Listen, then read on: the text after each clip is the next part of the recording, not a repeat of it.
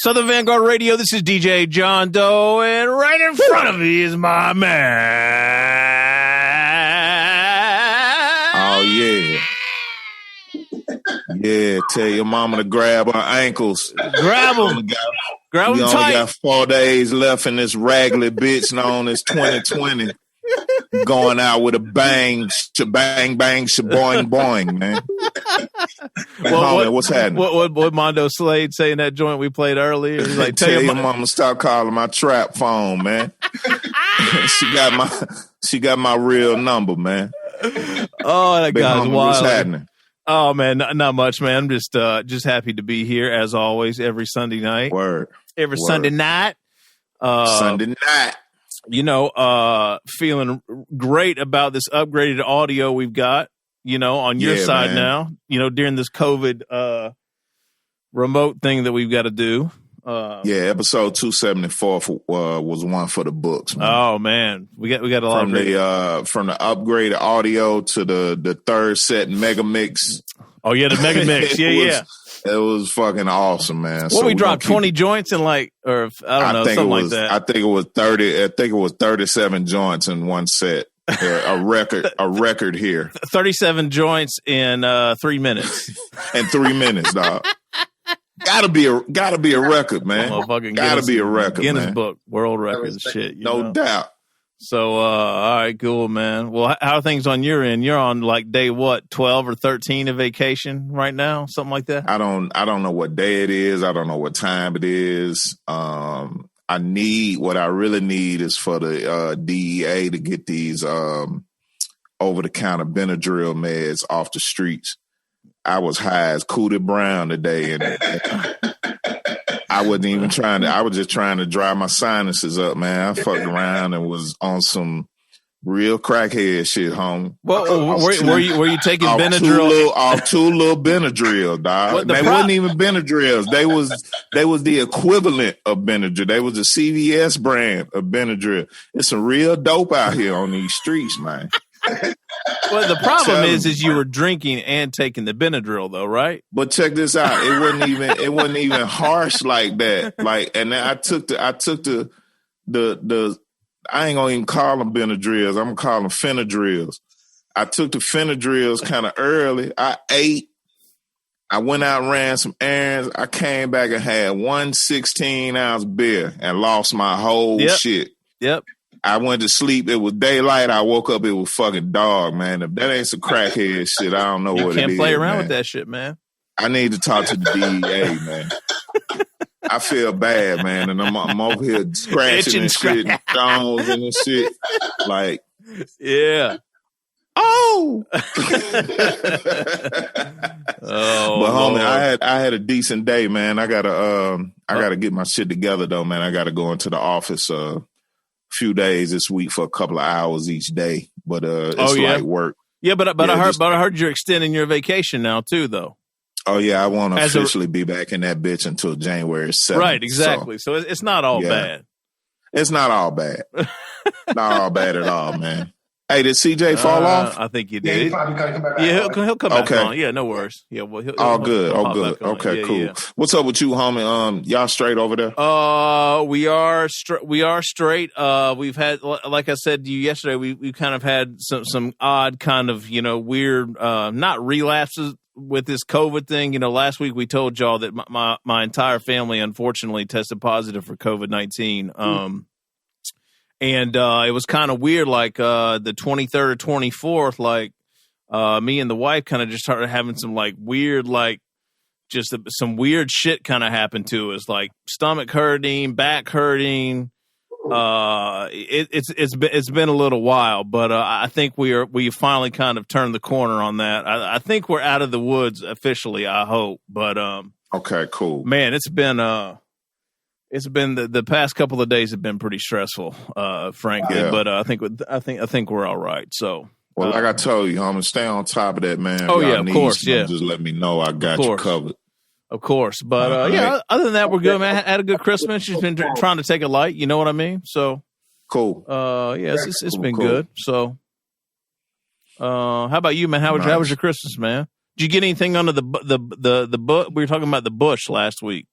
You said there was a little bush in your living room for a Christmas tree. Nah. And if you check out my post for the day on IG, man, I have documented evidence of the lump of coal that I received. I saw that. And I wrote a nice little thank you letter to Santa just to let him know that he was a bitch ass nigga. Yeah, I saw that. Yeah, I saw that. So yeah, man, the holidays was typically whack as usual for me. All right. You know what I'm saying? But I'm good. I'm a G about mine. You know what I'm saying? I keep shit moving. You've been drinking good. You've been drinking good. You know, and getting high Benadryl, you know? I mean, hey, man, you got to take your wins where you can get them, man. That's all I can say about that. You got to take your wins where you can get them. All right. Yeah. Well, let's get into this rap shit, man. Enough of our personal lives. I'm ready. Yeah, you ready? All right, let's do it. If this is the first time you're listening, welcome. This is Southern Vanguard Radio. If this is the first time you're listening to us, you are truly indeed a sucker. Yeah, exactly. We're talking about 6 years of greatness. Almost if 6. If this is your first time listening to you, you are a sucker. Yeah. Right, I'm sorry. You got a lot of catching up to do. Yeah. This is Southern Vanguard Radio. We drop twice a week. On Tuesdays, it's a mix show. On Thursdays, it's an interview session with an MC or a DJ or A&R or just creative type, you know, within the sphere of this hip-hop culture that we love so much. So, you know, make sure you share, like, follow, subscribe, and tell somebody about this little show here. Again, on Tuesdays and Thursdays. Tuesdays is a brand new mix, all new hip-hop. We play all new shit here every single week. And then Thursdays, we have an interview session. Last week, we had Mayhem from EMS on. World premiered some joints from his upcoming album. Actually, by the time you hear this, the album's out now, so make sure you go check that.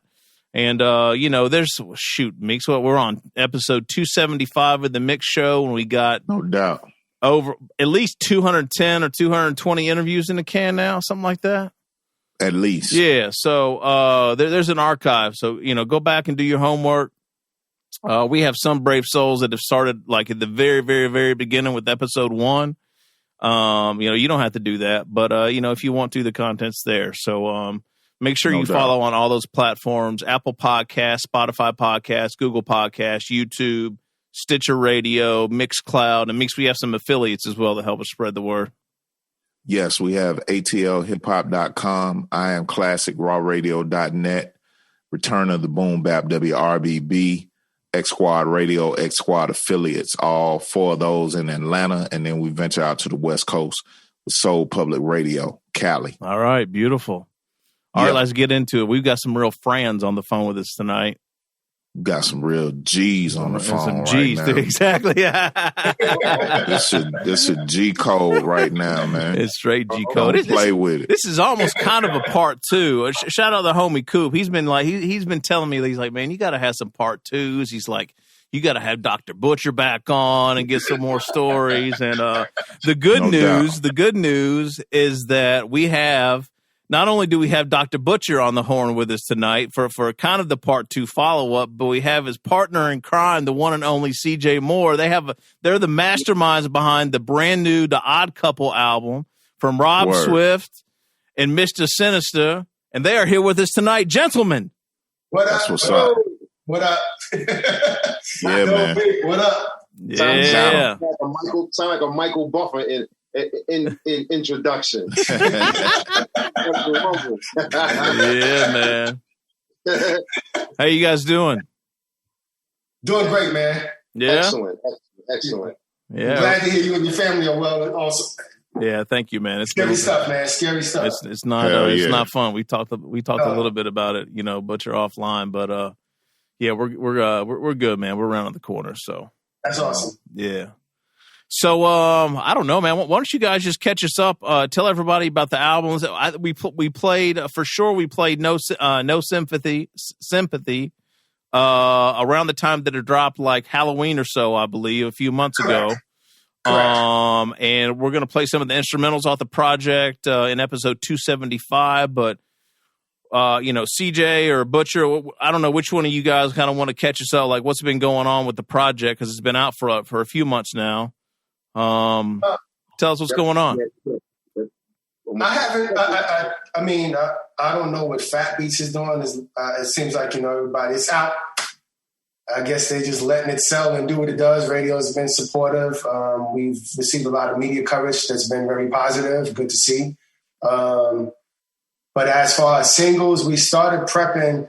We had some ideas for things, but we'll have to get back with Fat Beats and Soul Spasm to see, if they just want to move forward, if they're content with where they are with sales or what they want to do. Me and CJ just been working, trying to go forward with other projects. We don't want to sit laying back, waiting to see what's going to happen with one project because it's just something that popped up. We did it within 5 weeks. So we just trying to keep it moving, man, and just keep things going, keep things flowing. Oh, you guys did it in that short amount of time? I didn't realize that. 5 weeks, dude. Yep, 5 weeks. We knocked that project out. That's dope. Say it again, CJ. What'd you say? We were killing ourselves, but we made it happen. Woo! Who was actually cracking the whip though? Man, Rob Swift had the idea of basically the hurry up and wait syndrome. Where, it had to be out at a specific time. And normally, see, we approach Butcher and I. We approach records with the mindset of epic. We try to get a lot of dramatization inside of the music. So it was rough. It was rough to try to capture that in such a short amount of time and still have some pretty good sonics. And I'm gonna be honest, it's not our best, but overall, I think it was a really, really good job because it's not our best on our terms to what we're normally used to. With different things flying from left and right, sounding like you coming out of a car, jumping into the street, going into a subway. Yeah. It's always cinematic. It's always cinematic, listening to like some of our past stuff. But in general, we were satisfied with it. We definitely satisfied. Yeah, let me ask you this. Given those same parameters on another project, do you think you would handle things differently or better? 100%. Okay. 100%. Because see, we're used to we have a lot of ordinance in how we approach things. Let me tell you something. Me and Butcher will go through a snare drum for hours. Just a snare. Just a snare drum. Hours. Y'all fucking crazy, man. See, you will run motherfuckers out of the studio like y'all gotta fix this shit. Now, will it ever come to blows? I mean, like you've always hear about crazy stories about motherfuckers fighting over, which snare to use on a joint. I mean, I hope it. Never that. Hey man, all that shit I just said about working with y'all, scratch that shit. I don't have that kind of fucking time or patience, man. And I'm generally a patient guy, but just nah, man, I'm not fucking with y'all. Yeah, man, we put a lot of effort into stuff, man. It's like we'll go back and forth and swing sounds, and by us being having to do it virtual now.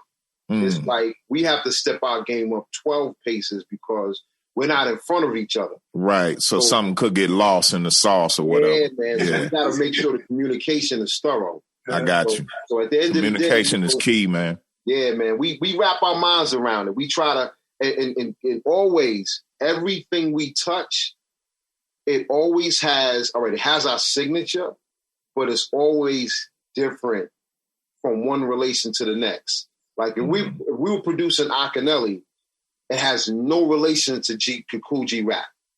Right. If we were doing, stuff for, you name it, if it was the Artifacts, if it was Ultramagnetic, if it was, Black Rock and Roll, I'm going back in the days, right? Yeah. So as you swinging along from track to track, we've always had a distinctiveness of sound for that character or that system. You know what I mean? We try to pride ourselves on that, where you can kind of like say, okay, that is them, but it's a little different. They went to the left or they went to the right. Yeah, that's kind of our marker. We hustle for that. That's what's up. And just to backtrack a little bit, the fact that y'all go through that type of torture for drums in an era of music where they don't even use fucking drums no more. I had to take my hats off to y'all for that alone. Yeah, man. I appreciate that. It's kind of challenging. Yeah, it's challenging. Listening, like listening, we appreciate craftsmanship. Like if we're listening to somebody, we're pulling things out of the air. Like, yo, you heard how he did that. You heard how he said that. I'm meticulous on an ad-lib. Got you. If you go in there and you're doing specific ad-libs to enhance the track, give it some sort of a feeling, it's like, okay, that shit was hot. Let's move that to the left. Let's go get this little kid to jump on there to do this one little particular part. He might travel 2 hours to say 6 words. You know what I mean? So in general, everything is key. Everything is definitely key, man. We put it in as much as we can because we want to look back on it. Dope. Look back on it, reflect on it, and say, yeah, this shit was dope. Dope. Butcher, we know what part of the country you in. CJ, where you at? I'm in North Carolina. Okay, North Cat. Yep. Durham, North Carolina. Yes, sir. All right. Sure. I had to get a little bit of peace and quiet. All that New York ruckus shit had to go. Oh, okay. You risen from up top. Got you. Up top. Yeah, absolutely. Yeah. How do you guys historically Durham got some shit too. Durham got that music up there too. Yeah, man. Yeah. Man, there's so many musicians out here, man. It's crazy. Right. I ran through the churches just looking for cats. Wow. Created like an install business. Like I strategically came here and said, all right, I'm gonna put my footprint down by doing business. So I went down to the Guitar Center. I felt myself around because I didn't know who was who. Got family here, but I didn't know who was who musically.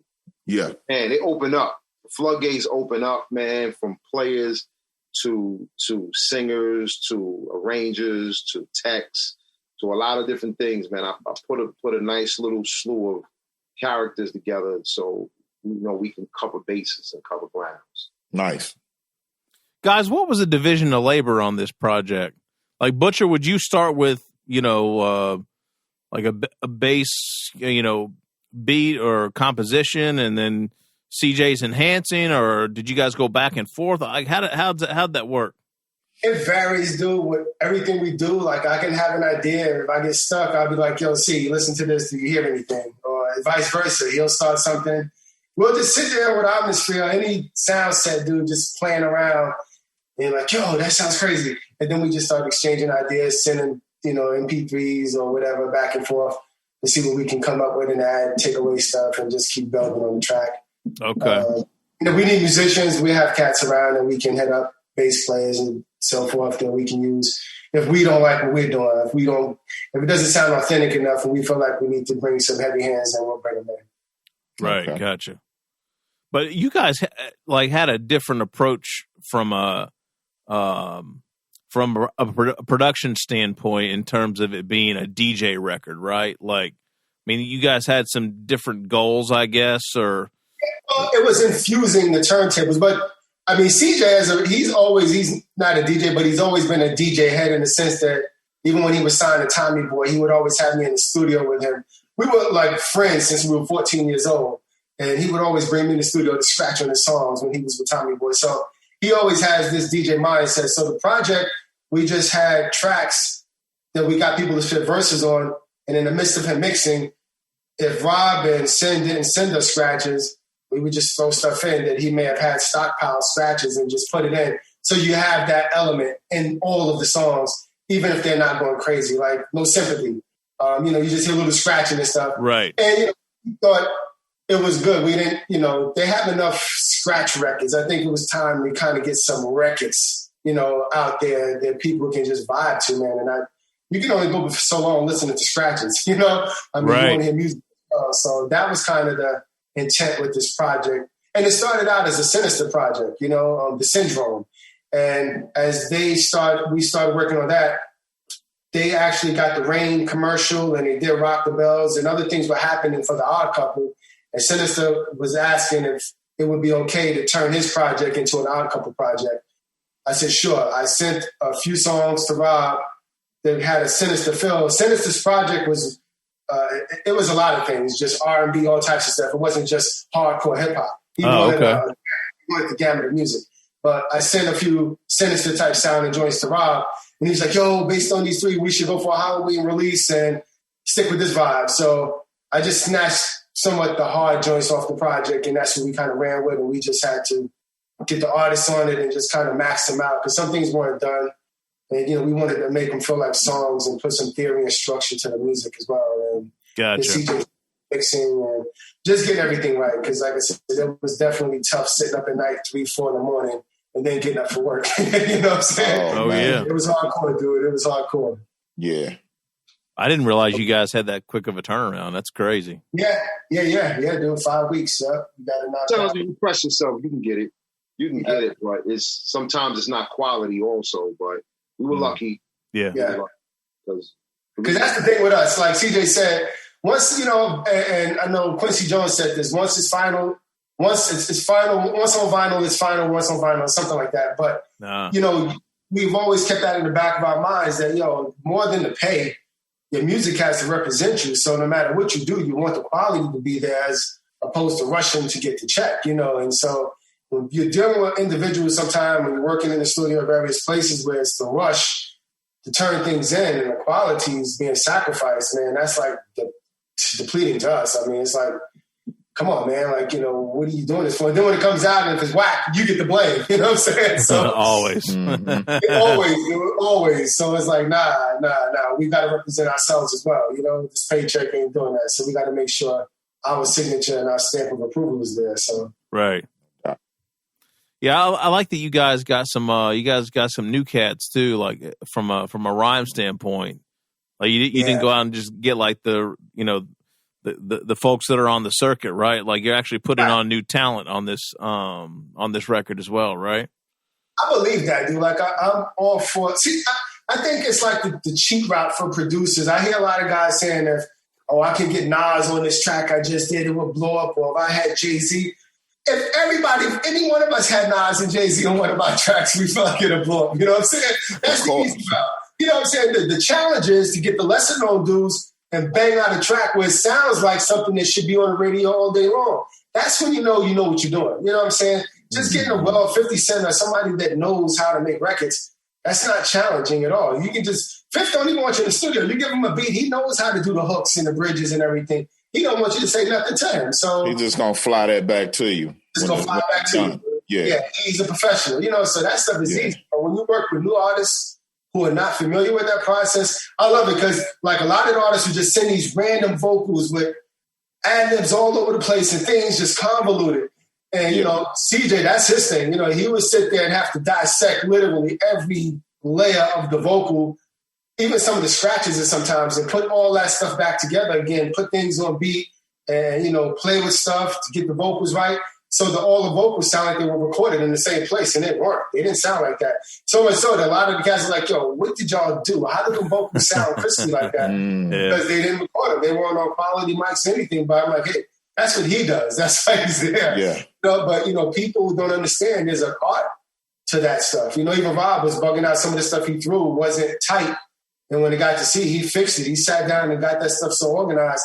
Rob was like, yo, he fixed all my scratches. I was like, yeah. I was like, dude's been doing this 30, 40 years, man. Like, he knows what he's doing. So, right. People just, again, nowadays. Light work. Yeah, has access to software and they think it's that simple. And it's still, you need a craft. You have to be a craftsman to get this stuff done the right way, so. That's the worst, too. One of the features, my bad, one of the features that sticks out, speaking of, newcomers, new names on the scene or whatever, probably for Doe too is the sister KE Turner. We big fans of KE. Oh yeah, big fans. Yeah. What was it like working with her? See, CJ, I'll let you answer because you and her interacted a lot more than I did. I just set it up, but okay.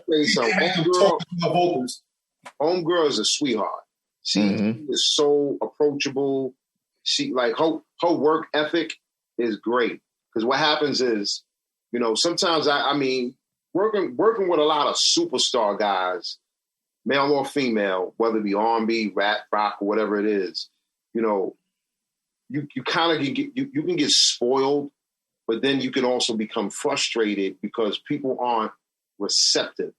When you've made something, you're not as receptive to a person who's trying to make something. And in KE Turner's point, she acts like a veteran, which is dope for me, because I would say, hey, Key, I need da-da-da-da-da-da, this, that, and the third. Bam, she marks it. And if it's not right, she comes right back with what's needed. Hey, why don't you tweak this? Why don't you try that? Because, see, like Butcher was saying, we just need great elements. If we get great elements, the quality is primary, but it actually becomes secondary because there's ways to wrap around that. And she was extremely accessible to what we needed to get done. And when we was doing the My DJ, Play Me DJ, she took a little bit of time to get the verse where she needed, but then when she nailed it. I hit her back. I said, hey, I need this, this, this, and this. And she nailed it again because she found her pattern. She found the cadence. She found it, sequentially how she wanted to lay it down. Yeah. Then it was a matter of, okay, let's go from this point to this point. And then once I really got it and got all got them all compiled, it all worked. So then after that, I realized, I said, okay, this is a girl we want to work with. We want to do some things with her. So I hit her, I want to say like maybe 3 weeks ago. And I'm also doing a project with CL Smooth. And the dope part is I said, look, I want to start implementing your voice. I said, I'm a voice person. I like interchanging different voices. Because when you got different voices, it brings a body to the record. Instead of one person doing all the ad-libs, doing all your backgrounds, you changing your voice. Okay, you scream here, you get low here. All those different things with different textures and different nuances, bring it together and make it sound like a full project. But she's sharp. She got a real serious future. Yeah. Because she doesn't compromise the integrity or what she represents herself as an artist. I love that. That's dope. Real dope. Yeah, man. We're big fans of Key here. Big fans. Butcher, I think we accidentally figured out that we both knew her like randomly, something, didn't we, or something? Wasn't it something weird like that?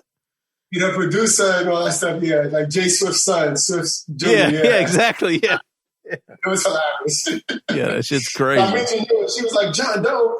I know John Doe. I love John Doe. That's my favorite person. You know John Doe? I said, that's my dude. That's dope. It's a small world. World. Yo, Meeks, it was wild. Like Butcher was like, he's like Jay Swift's like working with this female artist. He's like, I want to send you a record.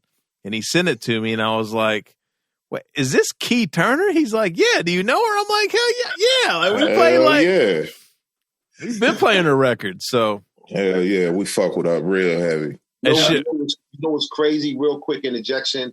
I see her with a Missy Elliott reception. Because she can touch parameters. The quality is there too. Yeah, she has diverse appeal to her. She's not going to sit in the box. And she's willing to jump out that box and jump into a new box to create a bigger box. That's fucking dope. Yeah, I agree with you, CJ. I think what attracted us to her music was just the range and the flexibility from a kind of a traditional rhyme standpoint, and she can sing a little bit, and she's super well rounded, and it seems like she can go a lot of different ways. So yeah. Everybody loves her. I know they heard the album. I mean, it was like, who is that female? Like, who is that girl? Like, everybody, dude, especially women. Yo, it's crazy to be talking about that right now. I was talking to my man the other night. We was just, going back and forth, talking about cats that's no longer with us. Specifically, Ecstasy or Houdini, rest in peace, shout out to him. But we was just going through, a little bit of history and whatnot. And he told me his trinity of female MCs is Shantae, Light, and Rod Digger.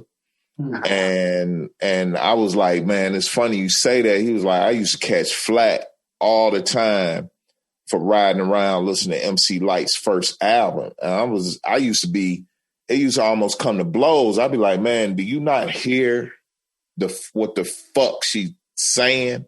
Like, you don't even really know this is a female. Like, she Light came on the scene coming harder than a lot of dudes at that time. Yeah, I agree. So when you mention Missy and all of that, and I think where I'm trying to go with this is I think Key has got that quality where you don't mind listening to. I ride around listening to Key Turner. I ride around listening to MC Light, Shantae, sure.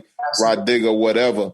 It's, female MCs have a bad rap to whereas, I often hear a lot of people talking about, yeah, she dope and all that, but I can't just be sitting around listening and riding around I'm like, man, you don't really think she dope then. Like, if she dope, she dope.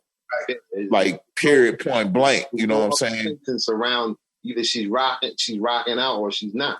She's not, yeah. You don't tiptoe around that. So it's like, but somebody like Key, I think she, again, like I said, she's a quality artist, man. She's one of those. You listen to her, you know what I'm saying? And I feel like Key could make a Lauryn Hill impact, album-wise, because like you said, her vocals, when she sings and she ad-libs with her singing on her raps, I mean, it sounds crazy, man. Like, yeah. I just love it. It's like harmonious to your ears. I just sit there and just like, she's crazy, man. This we're going to have to send her an invoice after this. This will turn into the Key Turner album. Let's get back to Butch and CJ, man.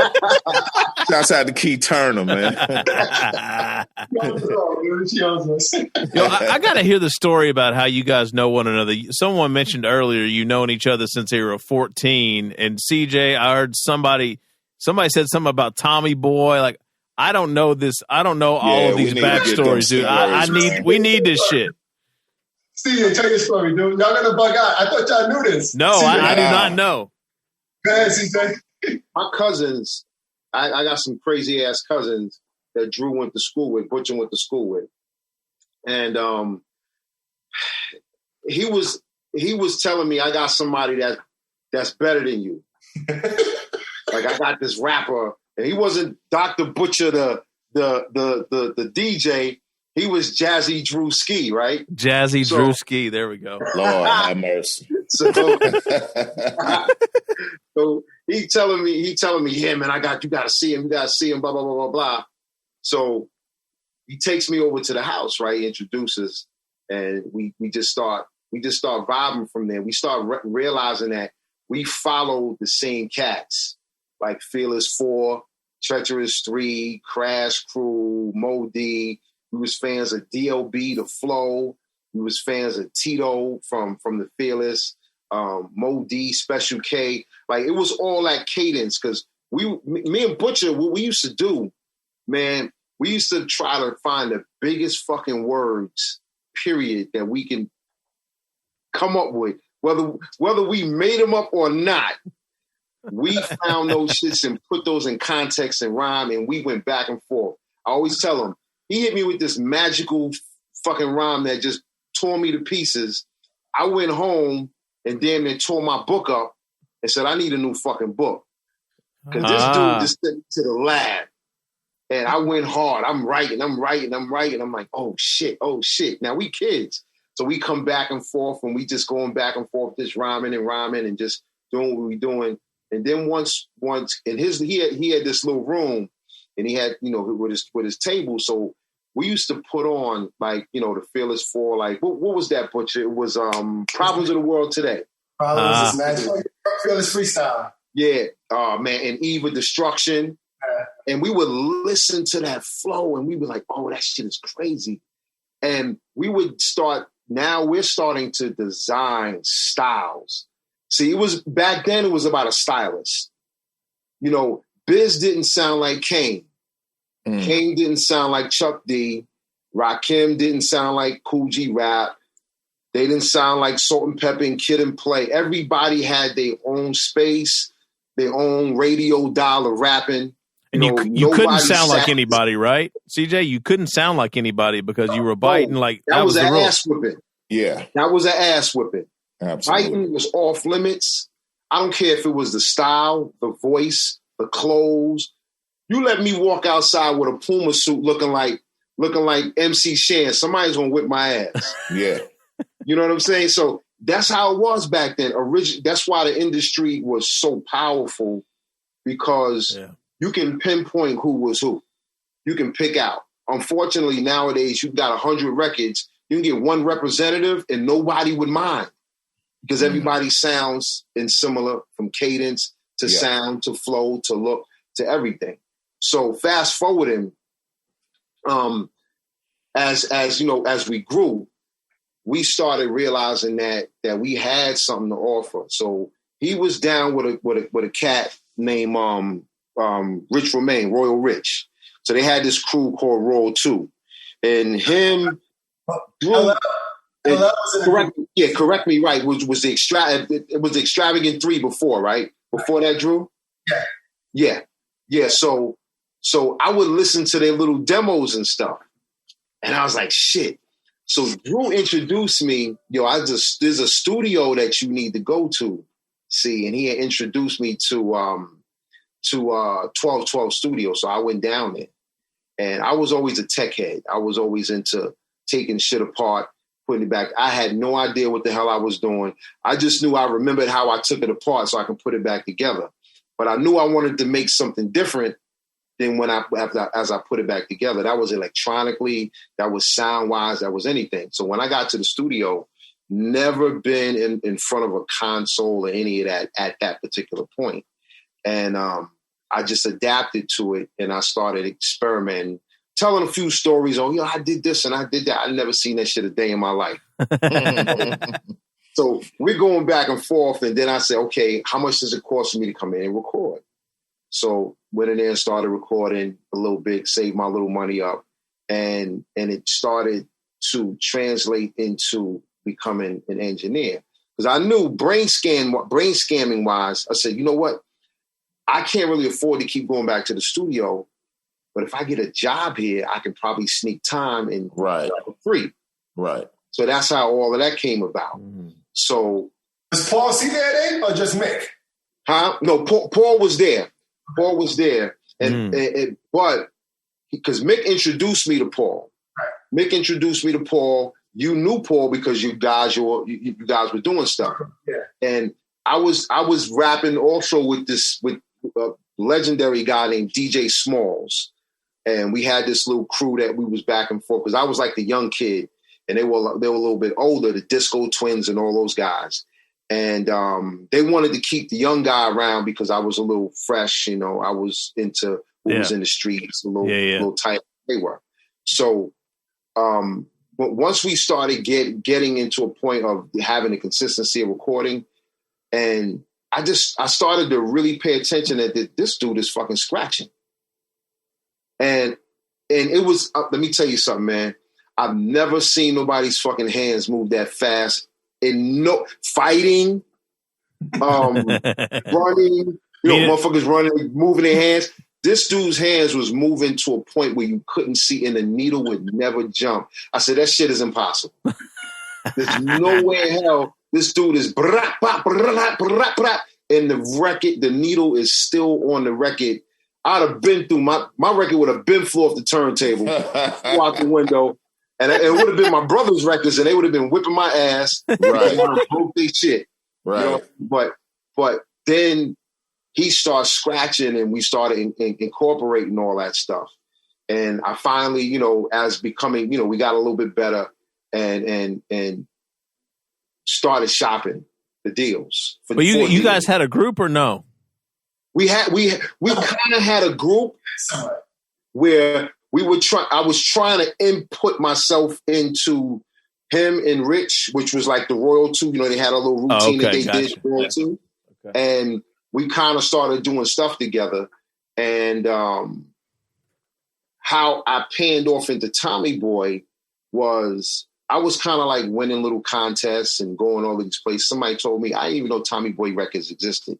I knew the artists that were on the label, that were on a label, but it didn't come into my mind, Tommy Boy's a target, Tommy Boy's a target.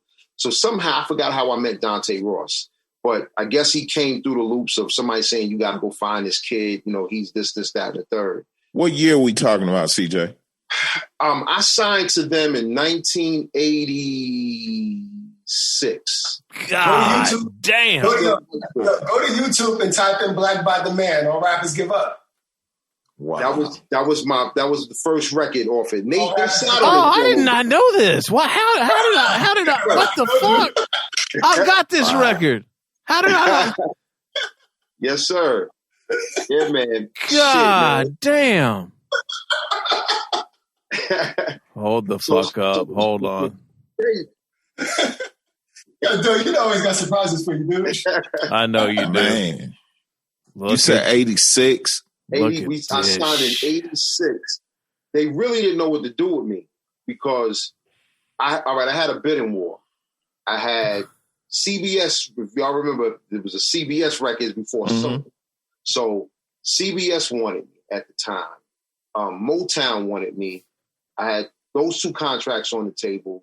Then I had Warner Brothers contract on the table. And then Tommy Boy came into the fold. That was the fourth one. But at that time, Warner Brothers acquired Tommy Boy. So I was going back and forth. Def Jam came into the picture a little bit later. But what happened was I was like, who's going to be more inclined to move in rap? And that was Tommy Boy. They actually offered the least money, but it looked like the most promising move at the time because the label wasn't overcrowded. You know, they had Stet, they just signed LATIFAH. De La Soul. God, that's early, man. That's crazy. Yeah, early because we were all kids. But I didn't actually hit till like late 87. Late 87 and actually the record actually dropped. And they were just basically paying me, you know, keeping me quiet. Sure, yeah. And I was impatient. Hey, you know, I'm a kid. I want to come out. I'm in high school. I want everybody to see and all of that. Right. So but during that process, Butcher was always in the fold to where like what sounds good, what didn't sound good. Try this, try that. Like I would say a line and Drew would come up and say, yo, you should blah, blah, blah, blah, blah, or blah, blah, blah, blah, blah. And it would alter my cadence or I would throw little punchlines in here and there. He got me so much sharper on the concentration of punchlines. And we just had this mesh. And we do the same mesh in that forum as we do musically. To where he might have some hi-hats, I might have a snare. I might have a bass line, he may have a piano, and vice versa, and so forth and so on. But that was ultimately how he and I really gelled real strong together. And we've always had great chemistry where he could speak for me and vice versa when it came to all of these things. And he doesn't smoke, he doesn't drink. I don't smoke, I don't drink. We don't clown around, never been into any incarceration situation. Like we all ran that life, right? But still had the street in us. See, with me, I grew up in the projects. So it was much harder for me where I had to fight all the time, like literally really go through war. So I became real skilled with my hands. So what happens was I was able to take those experiences because the people that I walk with and talk about these things. Tommy Boy flushed all of that raw, crazy, hardcore shit that I actually had and said the world don't want to hear that. They kept turning down record after record, record after record. So I just said, you know what? And started producing and started, you know, pushing what I was writing for other people and producing for other people, arranging and so forth and so on. So did you guys get into production at the same time then? Or like, did you guys kind of go down that path together or? CJ was first. CJ was more into it. He's been into it because he plays keyboards and stuff. I just followed suit because so much of it was around me. But CJ produced Father MC's first album. Oh shit! I didn't know that. God damn. Yeah, CJ actually wrote it. Like he was pivotal in that whole situation and so forth. Yeah. A lot of history here, dude. A lot of history. Yeah. I mean, we got, from the guys who used to come to 1212. Live Squad. Man. Oh, yeah. Live Squad. I did the Live Squad.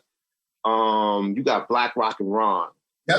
Like Son of Berserk, Flavor Flav when he did his solo thing, 911's a Joke and all of that stuff, like what was revolving around that album.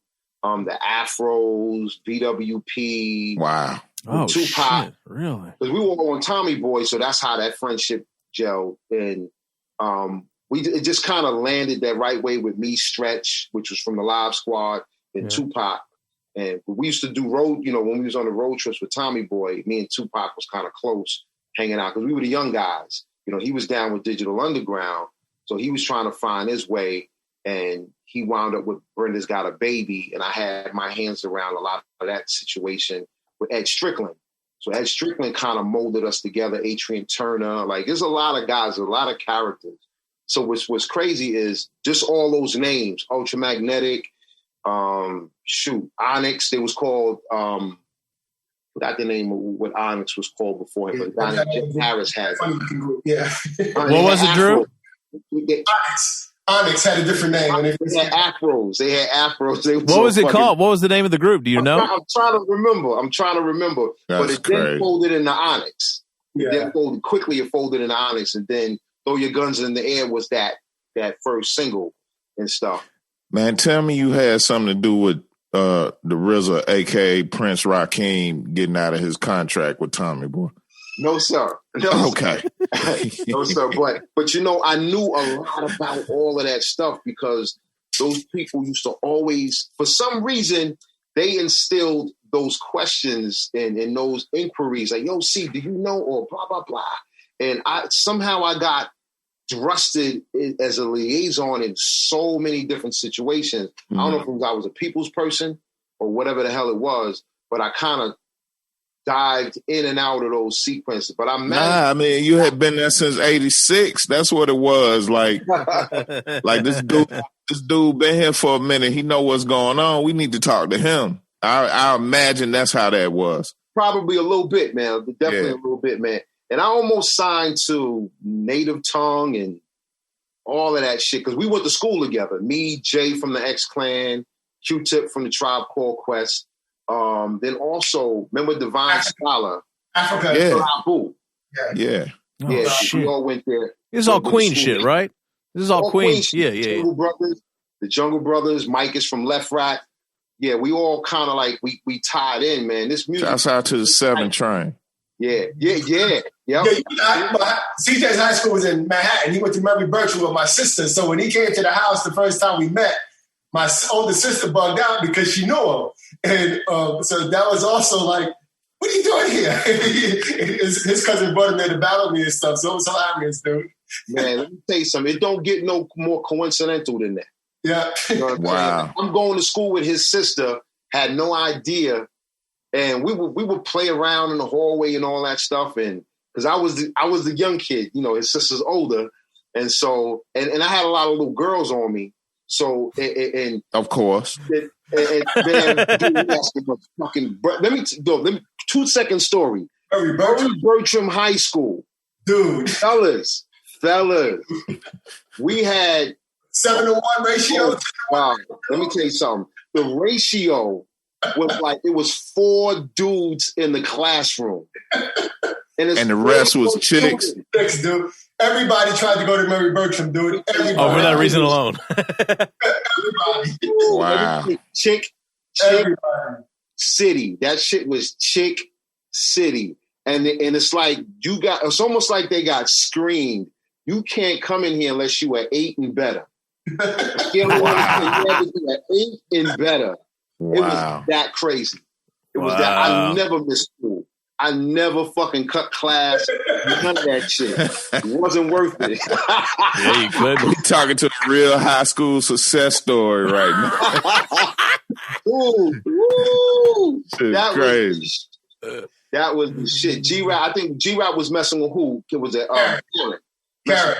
Yeah, Karen. Who went to the school too? Yeah, that's his baby's mother. But yeah, man, she was a dime. Yeah, Karen. Wow. Dude, it was crazy, man. That is crazy. But yeah, man, the coincidental situation was just like, it was just meant to be. It was just meant to be, man. And we just gelled personally as personable people. You know what I mean? Where, you know, we kind of raised each other's families with each other, like Right. our moms and all of that stuff, man. It was dope. Tight knit. It was real fucking dope, man. That's what's up. You guys worked on the G Rap shit together or no? Yes, sir. Most of it. The first album, the 4, 5, 6 album, CJ was doing this Tommy Boy stuff. He was traveling. So that was like my first production project I ever did.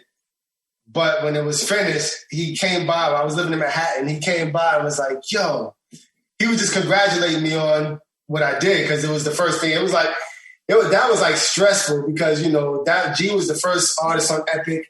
I had never produced an album, you know what I'm saying? And they're looking to me to bring this project together because he was being stressed out because he was on the run. He couldn't write. So a lot of the songs were pre-recorded in his house. G-Rap had bought Marley Marl's studio and was recording. So I was basically using reels of his vocals from his house. Some things I had him do over, but I had to remix pretty much all the tracks. And it was really stressful, but it got done. And, you know, C came by and was like, yo, man, you did a great job. He came in with his EMU sampler. He's the one, though, that introduced me to the EMU samplers, the E64. Okay. I saw him working, and I was like, yo, what is that? Like, yo, I need that, dude. So, I went and got that. And, you know, we just started really collaborating a lot and just started working. I jumped into the AKINYELE situation and brought him in as an engineer, turned into production. Same thing with G-Rap. Anton had started working with T-Ray, so we really wasn't using Anton anymore. And I was like, yo, I got somebody that's crazier than Anton. And they would bring him in just to test him out, and then nobody would want him to leave. Like, everybody was trying to lock him down to do their project because he had a hip-hop mindset. Being an artist, he knew exactly what the hip-hop sound was. Right. So working with him was very easy. And, you know, he had his own drops and techniques to organize in the tracks that a lot of dudes got comfortable with, especially like a G-Rap, like in AKINYELE too. But G, he felt like he could just go in the studio and do his verses and not think about anything. He just trusted that we would put the music together. Even he would pay, like Rawkus was paying all these other engineers high dollars who couldn't get it done. And like the project was just about done with no money. He would call CJ like, dude, I need you to come in and fix all this stuff. And CJ would go in, excuse me, fellas, sit down and have to do the whole thing all over again. Every song, mix all that stuff, dude. Because he was just used to hearing stuff a certain way. And, you know, it is what it is. But, you know, dudes will get comfortable working with us because we just that little connection. Man, right, you know? right. It's easy to deal with. Nice. Damn, that's ill. Yeah. That's so much history. That's ridiculous. CJ, what was your overall stint with Tommy Boy from 86 to what? 86 to 91. We wound up putting out Or Rappers Give Up. The B-side was Can't Get Enough. Then we have the second single was In the Midst of Funk and Dearly Beloved. And that's what we did the video to Dearly Beloved. So we had all these fights and shit like Creative Control. Like we were supposed to follow up Or Rappers Give Up. Or Rappers Give Up became a huge record on the West Coast and in the Midwest and the little parts of the South.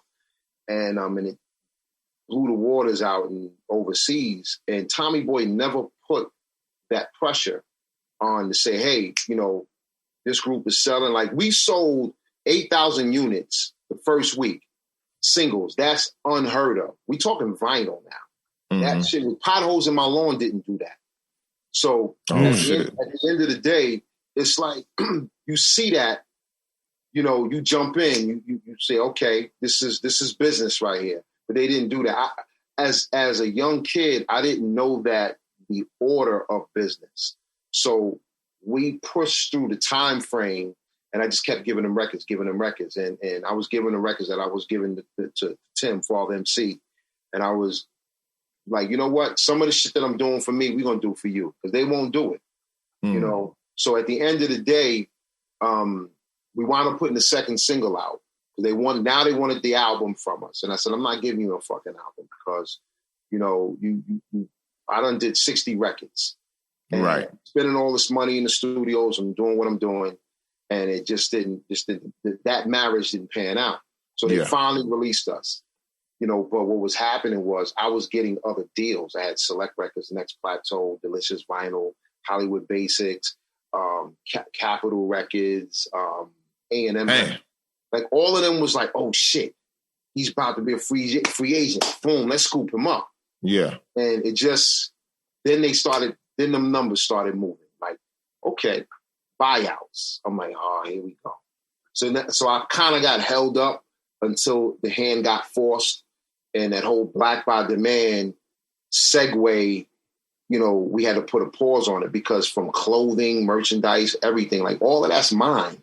But I had to share that with Tommy, with Tom Silverman and his companies, you know, with T-Boy Music and T-Girl Music, ASCAP, BMI. He wrapped everybody up in that shit, right? Yeah, man. Yeah. So they're going through some things now. We're going through some things now. Okay, yeah. And it's about to get crazy. Everybody's okay. Yeah. Go ahead, Butcher. Huh? You go to Chrysalis after Tommy Boy? Yeah, right. Also, Chrysalis also. When Gangstar, Arrested Development, when Ed Strickland became the president over there of the U.S. East Division, and I did the deal over at Chrysalis, had a real nice deal over at Chrysalis. But Geffen jumped in. It was a change of hands. They was doing, you know, label heads were moving. And it was just the best of the interest to pull out of that deal.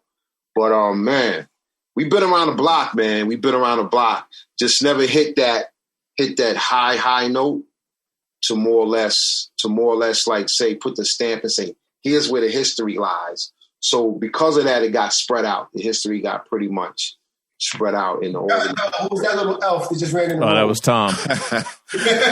Tom always is.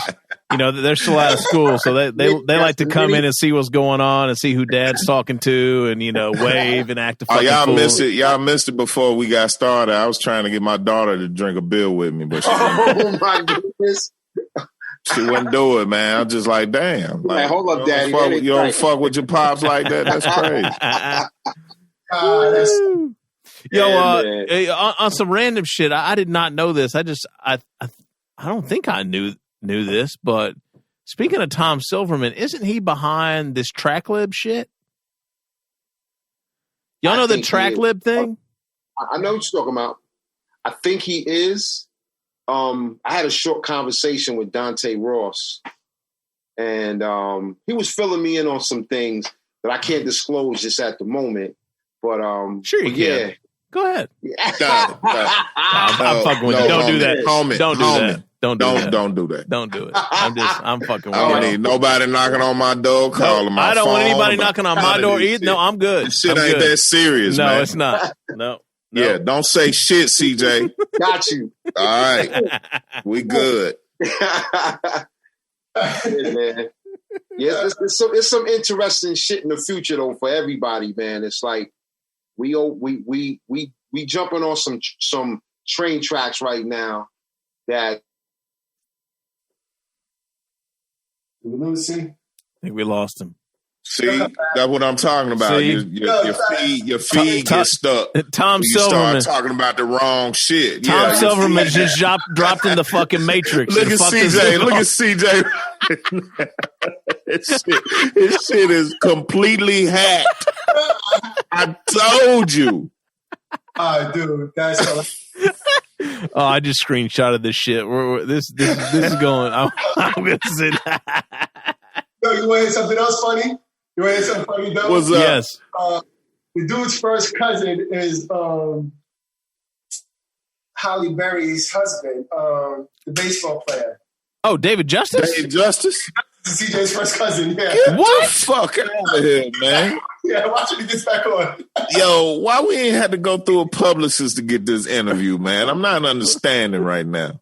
Yo, dude, the story. Somebody is looking out for us, man. Stories are crazy, bro. Stories are crazy. That's all I can tell you, dude. That means he got Halle Berry stories. This is crazy.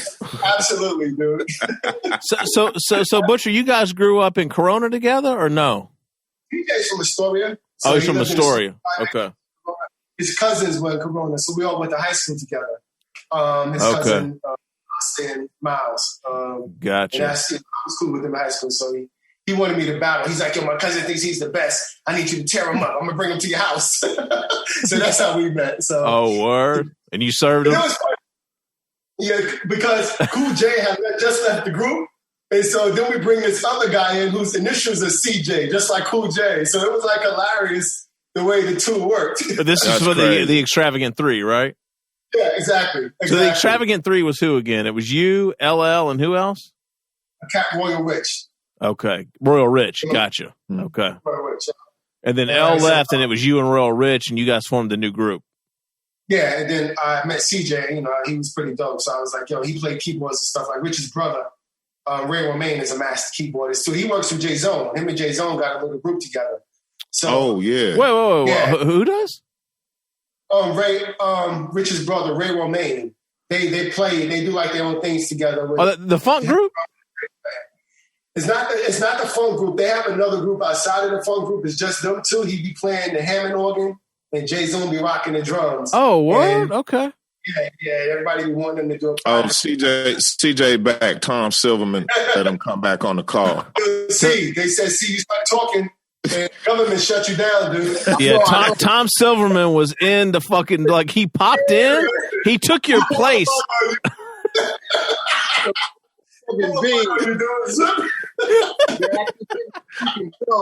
My laptop, the damn battery ain't charging right, so I hitting the damn plug. Yeah, see, that's Tom Silverman too. Tom Silverman's in your fucking walls and your electricity. Yeah, man, he don't put the tap on me, brah.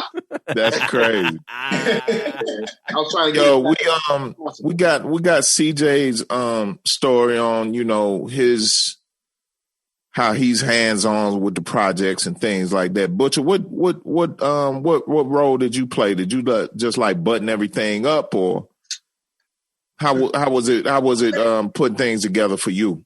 Well, make production, you know what I'm saying? It was like a two-hand thing. Like, you know, I can do production.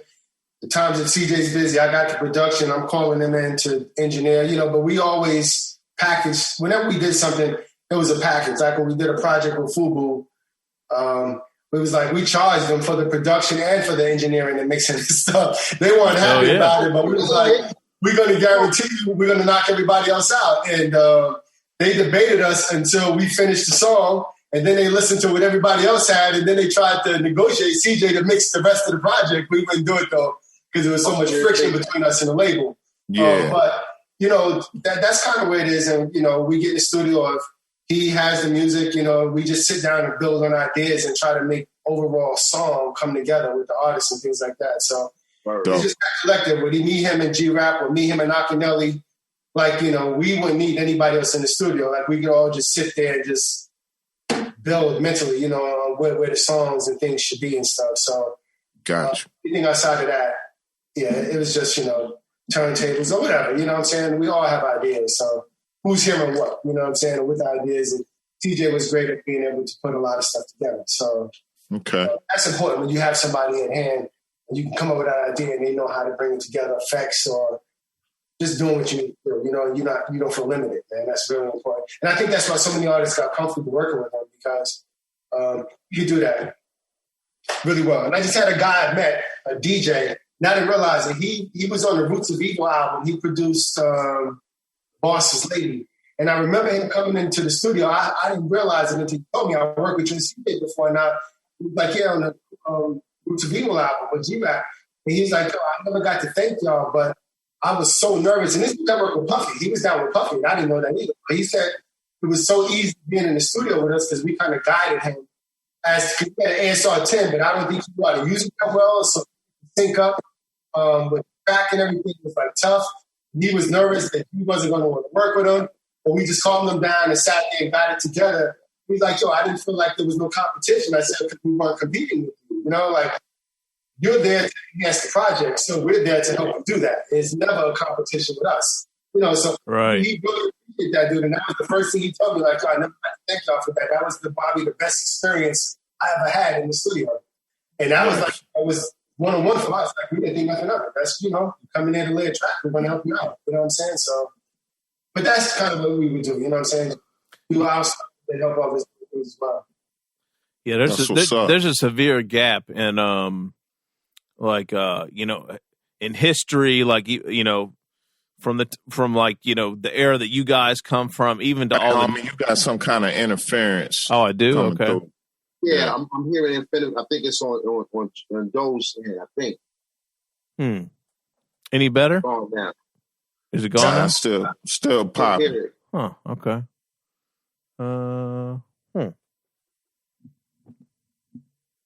Tom Silverman. There we go. Yeah, man. I should have kept my mouth shut. Fucking with us, man. So I'm not gonna even ask. So CJ, I'm not gonna even ask you about Halle Berry. Fuck that. We're not gonna even go there. Please don't. Shit. Her whatever her spidey senses might catch us. Come through the door with a bat swinging a Louisville slugger. My fucking cousin will wake up somewhere like, yo, cuz, what the fuck what are you doing? Hell yeah. I think that's better, homie. Any better? We good now? I came back. I still hear it. Really? What is going I think on? your mic Sound a little froggy. Yeah, it sounds yeah. Oh, that's weird. That's a digital interference. I know what that is. Yeah, maybe it's my phone. How about now? Try muting your mic and then unmute it. Yeah, that's what I just did. Yeah, that's exactly what I just did. Hold on one second.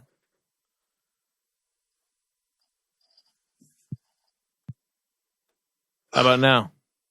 Try to change the audio input, like change it. Oh, I see what you're saying. Yeah. I got you. Hold on. All right. Input here.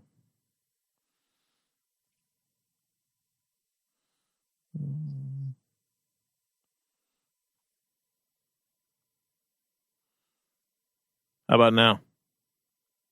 Same thing. Really weird. Now you got a delay too. Got a delay now too? How about now? Any better? Check 1 2 1 2 1 2 1 2. Nope. Nope. Man, I'm getting T-Pain vibes. How about now? I'm on the laptop microphone. Is that better? That's better. Really? Yeah. I don't know, man. This is weird. Tom Silverman. It is Tom Silverman. Yeah. Yep. Still playing. Well, actually, I think we're good. If you guys can hear me on the laptop mic, it's still recording in the in Logic, so we're fine. Actually, if you can hear me, okay, we can just let it rock like this. Yeah, it's much better. Okay, cool. All right, beautiful. Where were we? What were you talking about? I can't remember. CJ's crush on Halle Berry. Oh yeah, Halle Berry. Yeah, we're not doing that. That'll black this whole shit out. We're not doing that. You won't be able to get on for 6 weeks. Slowly but surely. Yo, so where are you guys headed after this? You know, you guys, the Odd Couple projects out. Like, what are you guys working on next? I mean, CJ, you mentioned a few things. CL Smooth. We mentioned KE Turner. Like, what's next for you guys? 2021. Yeah, Butch. Well, we try to get the CL done. Though, as you know, you're going to be involved in that. Yeah. We want to do KE Turner, you know. So that's, you know, KE Turner's and Ray Luger with Jay Swift. So I'm letting him, you know, control that scenario. Whereas we're here if he needs anything. Yeah, we'll jump. She likes working with us, so. You know, we definitely want to start trying to do some things with her and so forth. So okay, we'll see what happens. You know. Instrumental. Yeah. We're trying to do an instrumental breakbeats for overseas as well. So like that stuff, I'll let you hear something too, though. You know, we're trying to set that up to see how that goes. It'll just be like vinyl releases, 7 to 8 tracks for overseas purposes and stuff. Okay. So just having fun with the music, man. I mean, just keep it innovative and inspiring, man. That's us. You know, we talk about the nonsense dealing with artists and things sometimes, dude. Like, you go through a lot, but when, you know, it's just the vibe and the guys that facilitate the music, you know, our minds pretty much are the same. You know, we just want to work. We don't want to deal with shenanigans and the divaness of the artists wanting to feel like they're the most important thing. You know what I'm saying? We just want to get the projects done. So sometimes, you know, we just feel like, yo, let's pull back. We spent most of our career making others monsters. You know, let's take some time out to build ourselves up. You know what I'm saying? Exactly. You know, you never splurge on ourselves. It's like, yo, we've been the facilitators. Let's put the time and talent into ourselves and see what happens. You know what I'm saying? Word. So, and work with people that want to work, not just want the special treatment stuff, you know? So, yeah, there's no time for that. You know, let's just have fun and build it out and get money wherever we can get it. you know? Word. So that's what we trying to do, man. Just keep the ball rolling. That's all. Oh, good. What do you guys think about, do you ever think the game would look like it does now? Like, I mean, back to, 86 and being on Tommy Boy CJ, like, and now you've got the entire, discography of the world on your phone accessible. I mean, like, Right. I mean, we're all technology guys, right? But it still bugs me out. Like, I understand all of it, but I still bug out that I can just pull up fucking anything now. It's wild. Yeah, it's bananas. And you know what's crazy is you can watch all of this shit, or you can be the one they watching. So, you got different ways that you can approach this.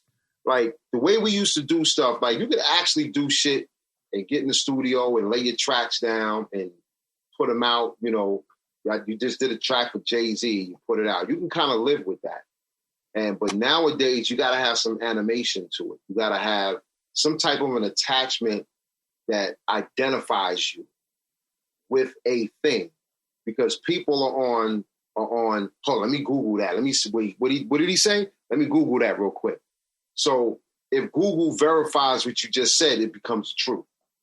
No matter how much of a lie it might be, right? It becomes true. So in general, that's the kind of world we live in. Is think about it. The perception of a particular act being so big is number-based now, because it says they have 2 million views, not realizing they could have bought those shits. They got 2 million views, but it's 149 comments. How do you have 2 million people watching and only 149? That's crazy. Well, that's bullshit. Yeah. So common sense is not too common with most people. And those guys, if you follow those guys, you get lost. Or you can be the one that they follow, you lead by example. That's kind of how you deal with the technology nowadays. You see what you got, you see what you're working with. It's just like chess. You see the pieces, all right? You got the pawn, the rook, bishop, et cetera, et cetera. You realize how you move them, when you move them, and what's going to be the result when you move them. That's how we look at things a little bit more vividly now. Like me and Butch are doing this instrumental album too, and we're trying to grab the glory of street beats, street beat break records. Mm-hmm. So we can have series. We can start the whole new library of, we got to get volume 1, volume 2, et cetera, et cetera, et cetera. We're going to try to warm up to the plate and get people to, sample our shit, opposed to, you grabbing something we produce that we're partnering with some record label. So they got to go through the record label. They got to get us. We got 5 or 6 parties to touch. Yeah. To get the permission rights and so forth. We learned that. We learned that part of the game. And now we're becoming the narrators. We're the book writers. We're not the book readers no more. We're the book writers. So, we're gonna live and die in this thing. And that's basically where we at. We done made a pact. Boom. This is it. Let's get in the front of the train. Let's take this motherfucker down 42nd. Let's push it all the way to Uptown. Shit. We can rebuild. We're gonna take the 7 train from Queens and ride it all the way to Atlanta. Boy. Y'all locked and loaded, man. I love to hear that shit. That's dope. Seriously. I mean, you don't hear cats talking about the longevity aspects of this music anymore. It's a whole lot of get in and get out real quick. Let me get my bag, and then I'm through. Everybody talks about retiring. Yeah, you don't hear what CJ was just explaining. You don't hear that anymore. So I can appreciate that for what that is. Appreciate that. Because you don't know if you're going to get, me and CJ have had so many situations, dude, where we thought we was just about to get that bag and it would just fall apart. We had deals at Universal where we ready to sign and then somebody come behind the scenes at the label trying to steal our artists away and just kill the whole situations. And that's crazy. Now we've had so many situations, it's insane, dude, that things just don't happen. Artists you sit and put all your time and energy into doing these projects just for it to come out and just totally fail is disheartening, because people are like, oh, you're getting paid though.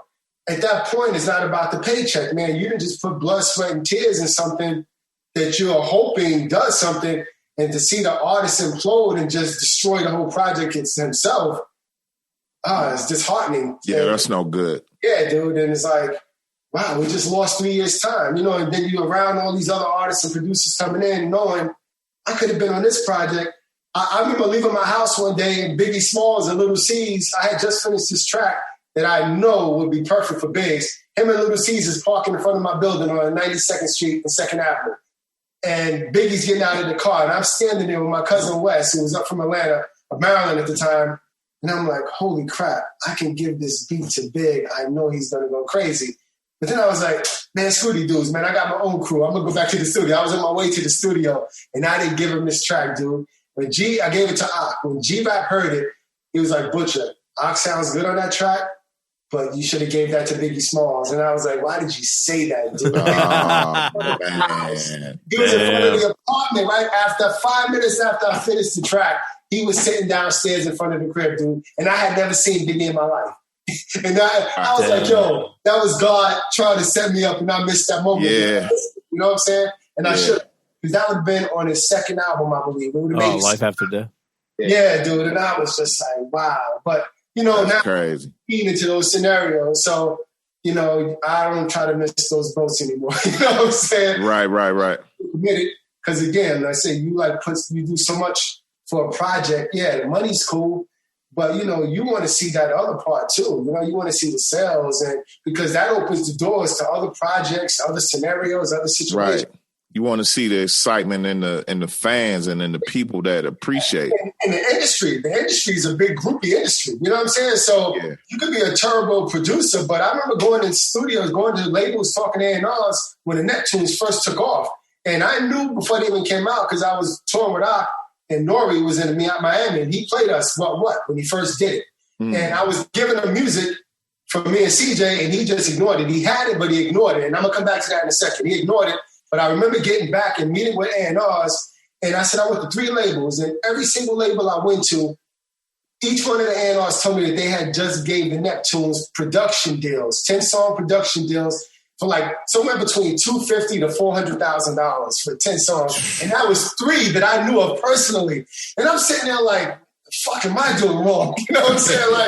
And that's not a knock on nobody, but it's just people hear one song, what comes out, it got hot, everybody was chasing that song. And then I know later on, me and CJ, one of his dudes, was managing the track masters, and they were running Sony. And dude comes to us, he was like, yo, I love what y'all do. Y'all guys should be the track masters. He brings us in, and he hears a track. Nas is sitting outside. Nas is listening to the track. He wants it. Nas's budget is done. They just finished the album. He couldn't get it. NORE's sitting in the lobby, praying Nas didn't get it. He's like, yo, what was that track? I need that. Did he take it? And it was like, nah, he didn't take it. Yo, I need that now. I need that now. They put a phone call in to Jive, got the dough. He wanted the track. They call us, hey, the next day I need y'all in the studio to record this for NORE. He's like, but, Butcher knows NORE. NORE knows Butcher. So y'all have to get in and get out. He cannot see y'all because he thinks Tony Pope produced this track. So we're like, cool. We get in, we produce, we lay the track. We're walking out the door. We're walking in. We're walking out. NORE's walking in. What's up, Butch? What up, NORE? And then we get in. He's like, what were they doing here? And that told us, he knew immediately that was us. And he's like, yo, I told y'all they were down with the track masters. That's still track masters. And he had an issue with it. The song never happened. He was supposed to do the song with R. Kelly. But R. Kelly was in Chicago. NORE was in New York. And he refused to fly out there to do the song. And Kelly was like, I'm not coming to New York to do the song because I'm working on my album. This song, had it got done, it was going to be next thing. It was the track. Everybody wanted this track, dude. It was crazy. And it just never happened. It just didn't happen. We're like, yo, what the heck is going on? Like, we get to the piece of going somewhere, it's like you get set back. But you don't let it stop you, dude. You just keep at it. You know what I'm saying? Just keep pushing. Just keep pushing. Stronger and keep doing it. But the good thing, because it told us, I think that moment for both of us, we knew, you know what, we got it. It's not that it has nothing to do with the quality of what we're doing. It's just luck, dude. Our man Big Chuck was working at Aftermath. He came through when Dre just first signed Eminem, and what's homegirl? Eve. And he was in the hotel. He was like, yo, come through, bring some tracks. I don't know if they're going to take them, but I'm getting y'all some paper, regardless if they do or not. I'm getting you some paper just for them listening to them. So we was like, that's all good. Me and CJ go down there. We sitting there. I mean, Eve comes in. M wasn't there, but, he was telling us about him. And I was like, cool, take the tracks and see what you can do. But Eve comes in, and she has spent the day out going around meeting all the producers in New York. And she said she was with Clark Kent, and she was with Ruff Ryders dude. She was with D and Juan and with Ruff Ryders and Swizz. Swizz. Yeah. She was tearing Swizz apart. That shit was trash. You wasted my time. The shit out of Swizz. You sitting there listen to that stuff. Yo, I'm gonna tell you another story. That was the first time. A second time I was on tour with Jay-Z, me, Ak, and IRV Gotti. Me and IRV had a previous relationship, and that's my dude. We sitting in the car with Dave and Jay-Z in front, and IRV just got his deal, and he was like, yo, I'm gonna smash y'all when I come out with my stuff. And he's like, yeah. You keep running your mouth, sure you are. And so he's like, you think not? He took out Stop Drop and said, put this in, and you're gonna see, we're gonna kill you. He put the track in. The car was silent. Nobody said a word. It went off. Dame gives the tape and throws it back at him. He said, that's all you got? He said, what do you mean? He's like, that shit is garbage. And him and Jay-Z just started dying laughing. Yo, they was just killing him. Next thing you know, that's the hottest record on the freaking. That's crazy. It was the hottest record. Then they was what kind of beats is that? That shit is horrible. Next thing you know, Jay-Z's Swizz Beatz biggest fan. Of course. And I'm sitting there the whole time like, Jesus Christ, like, I'm in the car with you killing this dude, and then every song you put out is Swizz Beatz. Of course. See, man, that's the problem, though. And the problem is that the music business does not work like the rest of the business world does. That's the problem, right? Like, we've had this conversation. I talked with Meeks about this. Butcher, you and I have talked about this. Like, if the rest of the actual corporate America and business world worked like the music business did, like, it would be. There's no fucking way that anything would ever get done, man. It is so. It's just whatever. Yeah, there's just whatever. Anything goes. Yes. There's no rhyme or reason to none of this shit in the music business. It's just I think it's pure happenstance that a lot of this shit that we know and love actually got to us in order for us to know and love it. Like it was just luck. It was just a chance of some sort. Yeah. It was tough, dude. I mean, just seeing that, dude, like I said, man, and then, going to Arizona, working with G Rap, he had, like I said, he had the situation where, he was being threatened, his life was on the line, and me and CJ's wife was 9 months pregnant. We fly out to Arizona.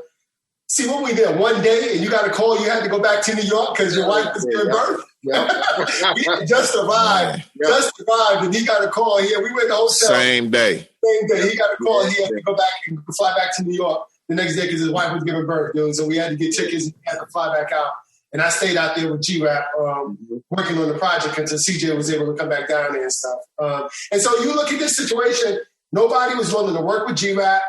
Nobody. And so that's why he reached out to me. I sent him a bunch of tracks. He started writing.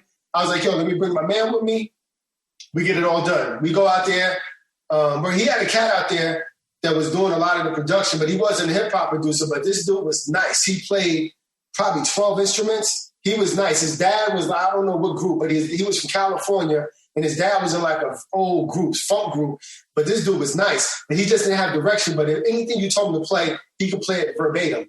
But he didn't have our feel. So we came out there with our stuff, but he was a super cool dude. We did what we did.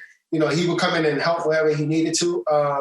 But that album, even though it didn't get popular, it was popular enough that the labels heard him. And the second they started playing Foul Cats on the radio and things like that, over. Marcus, everybody started throwing money at G. Foul Cats threw the dude a $3 million deal for 2 albums, $450,000 advance, cash advance. How many tracks did we get on the project? 1 track. That 1 track was done after the whole budget was blown. You know how much I got paid for that song? $1. Oh my God. What the $1 freaking dollar, my dude. $1. And you look at the only thing, we did it because we had other projects coming out, and I was like, yo, CJ, let's take the L. I'll go drop it. I'll go lay it down or whatever. We got a lot of things coming out, so it'll look like we're busy producers. You know what I'm saying? That's the, and you know, it's G-Rap. So I'll let it go, dude. But it's that stuff that's disheartening. You know what I'm saying? Because nobody was even thinking about a G-Rap. Dre was thinking about him. I mean, that's how Big Chuck got over at Aftermath. They went to meet up with Dre, but Dre still was trying to reform his label and was still not really sure where he was going with it. But yeah, we put that project together, dude, and then got him that money, and we got nothing out of it. You know what I'm saying? It's sad. And again, that's that stuff that you deal with. And it's like, yo, what are we doing, man? We keep making monsters and we get nothing of it. Yeah. And nowadays, if you even ask G-Rap, our names don't come up. He'll tell you. I just saw somebody say his favorite producers were wow. Yeah, he said Marley Marl. It might have been Buck or Marley Marl, maybe Trackmasters. And no, Marley Marl, Large Professor, and Sir JINX. I said, Sir JINX, dude, that was your worst album you ever produced. Worst shit ever. The project was crazy. That project, dude, started with me and BEATNUTS and Naughty Shorts working on that project, and it was raw. He took that to Cali and destroyed it, and everybody was disappointed in the way it sounded when it came back. I was like, dude. Wow. He didn't fit. It wasn't that JINX and them was whack. JINX is dope, but it didn't fit. It didn't fit. Yeah, right. It was a clash there. Culture clash or whatever. I had a big talk with Battle Cat. Yep. That was my man, and we was talking about that. You know, it was a transition.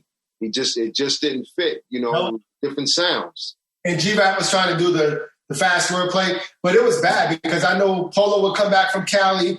Everybody was coming back like disappointed. Polo was angry because he's like, yo, man, we just paid this guy $50,000 and the album sucks and nobody likes it and blah, blah, blah.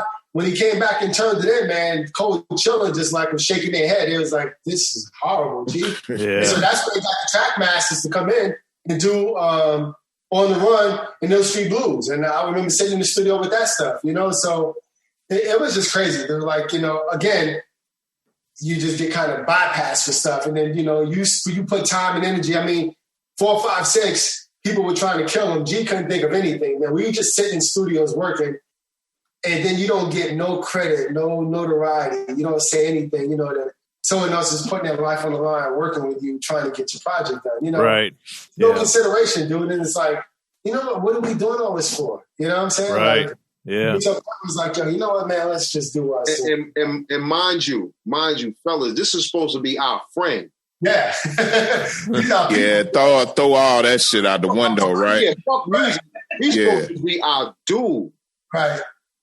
You know, I gotta ask after an incredible story like that, how do you keep pushing, man? Like, I feel bad now for the little bitching and whining and complaining I be doing about this shit. I mean, we all of us in the same boat basically, but right now, me and the homie, we talking to two dudes that was right there in the mix of some major shit and had shortcomings. How do you continue to push through, man? Purpose, dude. Like when you're born, you know God gave you a purpose. And we've known that since kids. We started out doing this as kids with nothing but love for it.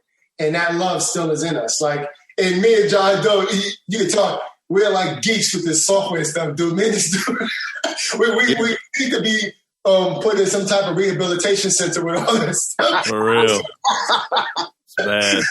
But it's just love. Like we feed on this stuff. We love the music, dude. We love being creative. And we refuse to let anybody take that joy away from me, dude. So I know what God put in my heart, and I walk with that all day. I'm confident in that. So no matter what happens, I'm going to still do me. You know what I'm saying? And it's fun to do, man. It's just finding those like minds that are there with it, not just some young artist looking for you to blow them up so they can run the league. CJ recently had that happen with a reggae artist he worked with. The guy just took off and turned into like a mega reggae artist somewhere. Yeah, it's crazy, you know? But that's what it seems like the culture is nowadays. You know what I'm saying? Give me, I'm God, and pay you no homage as to your position or helping them, you know? So right. Like, why are we doing this? Let's blow us up. Let's get our crew together, our real network, and let's blow our network up, man. Like, I mean, that's what we can control. You know what I'm saying? Yeah. So these other individuals, yeah, can't control them. You know, so that's what happens. You have these, you know, stumbles and you catch these L's, and then you just lock in on what you got going on. I can appreciate that. Again, dude, you don't ever fall. You know, I see a lot of dudes, and the other thing, I see a lot of cats that finally did get that 1 or 2 record break. And it blew up, and then they disappear. You don't ever hear from them again. That wasn't. I didn't ever have a goal of getting one hit and stopping. Like, if I'm gonna do it, I'm riding it. That, like, that's the dream. Keep it going. That's what you came here to do. So let's keep going. Places, build products, build machines, synthesizers, get into software, put your name, stamp your name. You know what I'm saying? Do stuff. So right. I look around, and we got a lot of like minds. You know, solid dudes. So if something take off, I would love some things to happen because we put our brains together and we can control our own scenario. You know, that's what's up. That's what I want.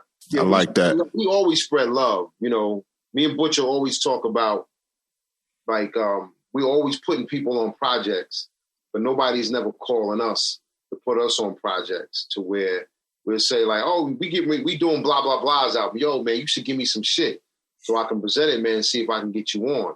Like, we'll just reach out randomly, you know, and just call cast that we deal with, just to keep the diversity and to put other food on other people's tables. That's just what we did. We've been doing that, you know, since little youngsters, and we started seeing the pattern.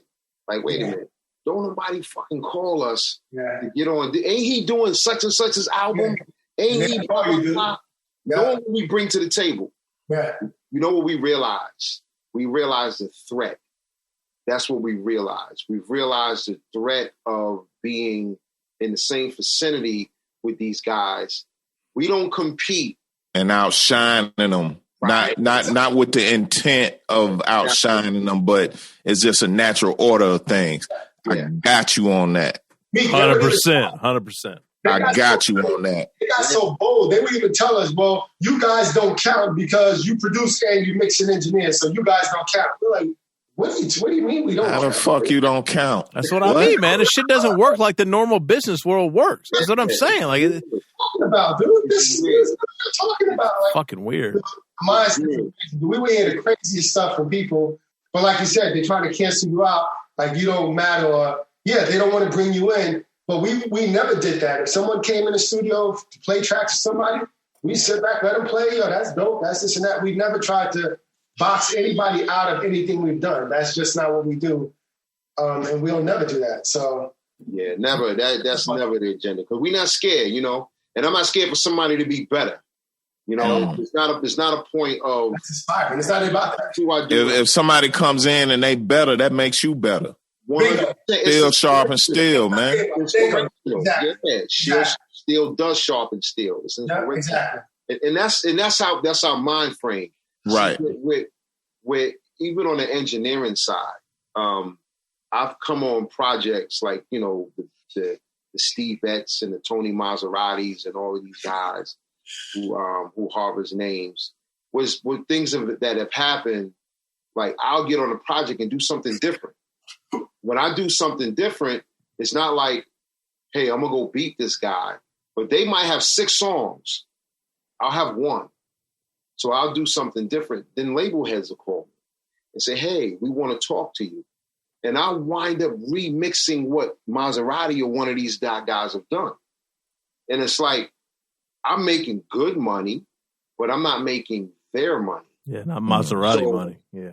So it's like it gets to a point, like, hold up, wait a minute. You holding me at that high standard. So then I moved my numbers. When I started moving my numbers and I started making basically Tony Maserati money as an engineer.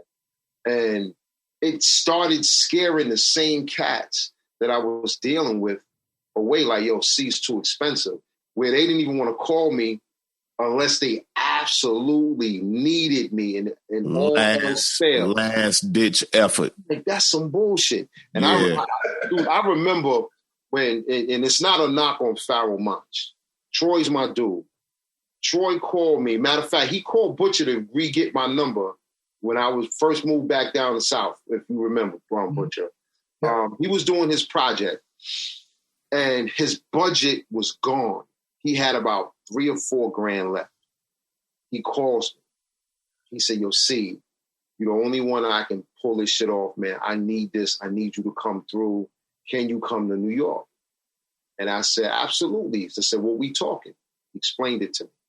So we were on the phone going back and forth. And I said, Troy, you know how we get down. This is what we do, our music. Let's talk a little bit about numbers, what's going on. That's when he got into the budget. And I asked him, I said, I don't mind doing the work, but let me ask you this. Why did you call me when the budget was gone? Right. Why did you call me when the budget was gone? Why did you call me in the beginning and see that I was that Superman cat you talking about now? See, I go back with Troy. I go back with Sympathy 2 Positive before they were Organized Konfusion. Yeah, that's 12-12. That's 12-12 and all that, right? Yeah. Yeah. And you said you worked on the Hollywood Basic label too, right? Yeah, they were trying to sign me over at Hollywood Basics. They had got signed over there, and they wanted whatever was in that vicinity. The fudge pudge shit and all that. Right. So they found out that I was Black by the Man, and they lost their mind. So of course I was going to get a much bigger deal than them because I was a bigger group than they were at the time. So at the end of the day, it's like, dude, it was disappointing to me because again, you're my friend. Number one, it's before music, and you calling me professionally, but you trusted paying these people before you trusted in a guy that you could use, a guy that you actually trusted. Yeah, from day one. Right, with strangers. Right, with strangers. So yo, not to put them on blast or nothing like that, but how does one go about explaining? What's the explanation offered behind that conversation? Like why you asked the question why you call me at the end of your budget. What's the explanation provided? I tell you with G Rap, it was more so the A&Rs at Rawkus were controlling the producers. He said he told them he needed me and CJ to do some stuff because we're feeling like you only got this deal because of the Roots of Evil album. Because of us. Yeah, so we should at least have a guaranteed 3 to 5 tracks on the project. You know, at least 3 tracks guaranteed, top dollar. But that's why they came to you off of that one track. Off of what we did, you know what I'm saying? Exactly. So they picked us for the album, the Roots of Evil album, which we did, but only got 1 track on that Giancana Story album. Right. And they, you know, it was just a crazy thing that he said that it was more so they wanted to go get the premieres and high tech. Bink and all these guys and stuff, and these dudes are getting paid top dollar, top 5 for them. You know, that album broke Rawkus. That was the beginning of the end. Yeah, it was the end. You know, because the album never came out through Rawkus because, like you said, it broke them. You know what I'm saying? So, and they were doing that. You know, they had Mos Def on a monthly stipend of $30,000, $40,000 or something like that. Dude didn't know nothing of Rupert Murdoch. Yo, man, I just almost threw my headphones across the fucking. This is too much. This is too much. When they found that stuff out, dude was like, "Cut the cord. I'm shutting down." Yo, just throw money away, dude. Yep. More money. Paying all these producers, all them producers on that album, all of them are probably getting at least 15 to 30 grand a track.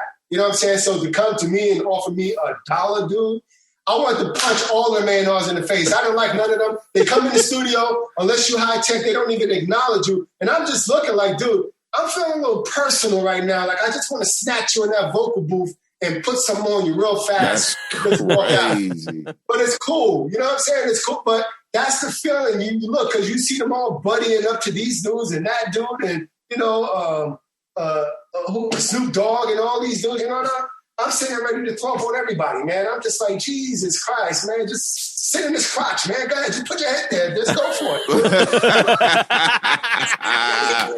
It's crazy. Just go all in, man. Dude, I remember sitting down with Sean Black, and we was going through what you were saying, Butcher, as far as like, you know, with the whole process of the album. And he told me Black Sean. Black Sean. Black Sean. He said, yo, man, we signed G Rap to this label on the strength alone of what took place on the Roots of Evil. He said, you don't mess up chemistry. If you change what's on a periodic table that creates ammonia, you no longer have ammonia. You have something else. So that's what they did. And Sean was explaining that to me. He was all in disagreement at that. But everybody else were riders. They rode on people's, you know what I'm saying? Crotches. So, right, completely. they did that real well. And they were groupies. They were groupies. You just happen to be hiding behind a label, but you actually a groupie. Groupie, dude. Groupie. You know what I'm saying? And it was bugging me out. Yeah. And I was like, I had to stay a little back from it because of, my temper would flare. And I said, okay. So I would pull out on certain instances on that particular album where you have someone coming in, you got a new producer, and he came to Butcher one time and said, yo, man, Buckwild only charged me $15,000. You remember that, Butcher? Yeah.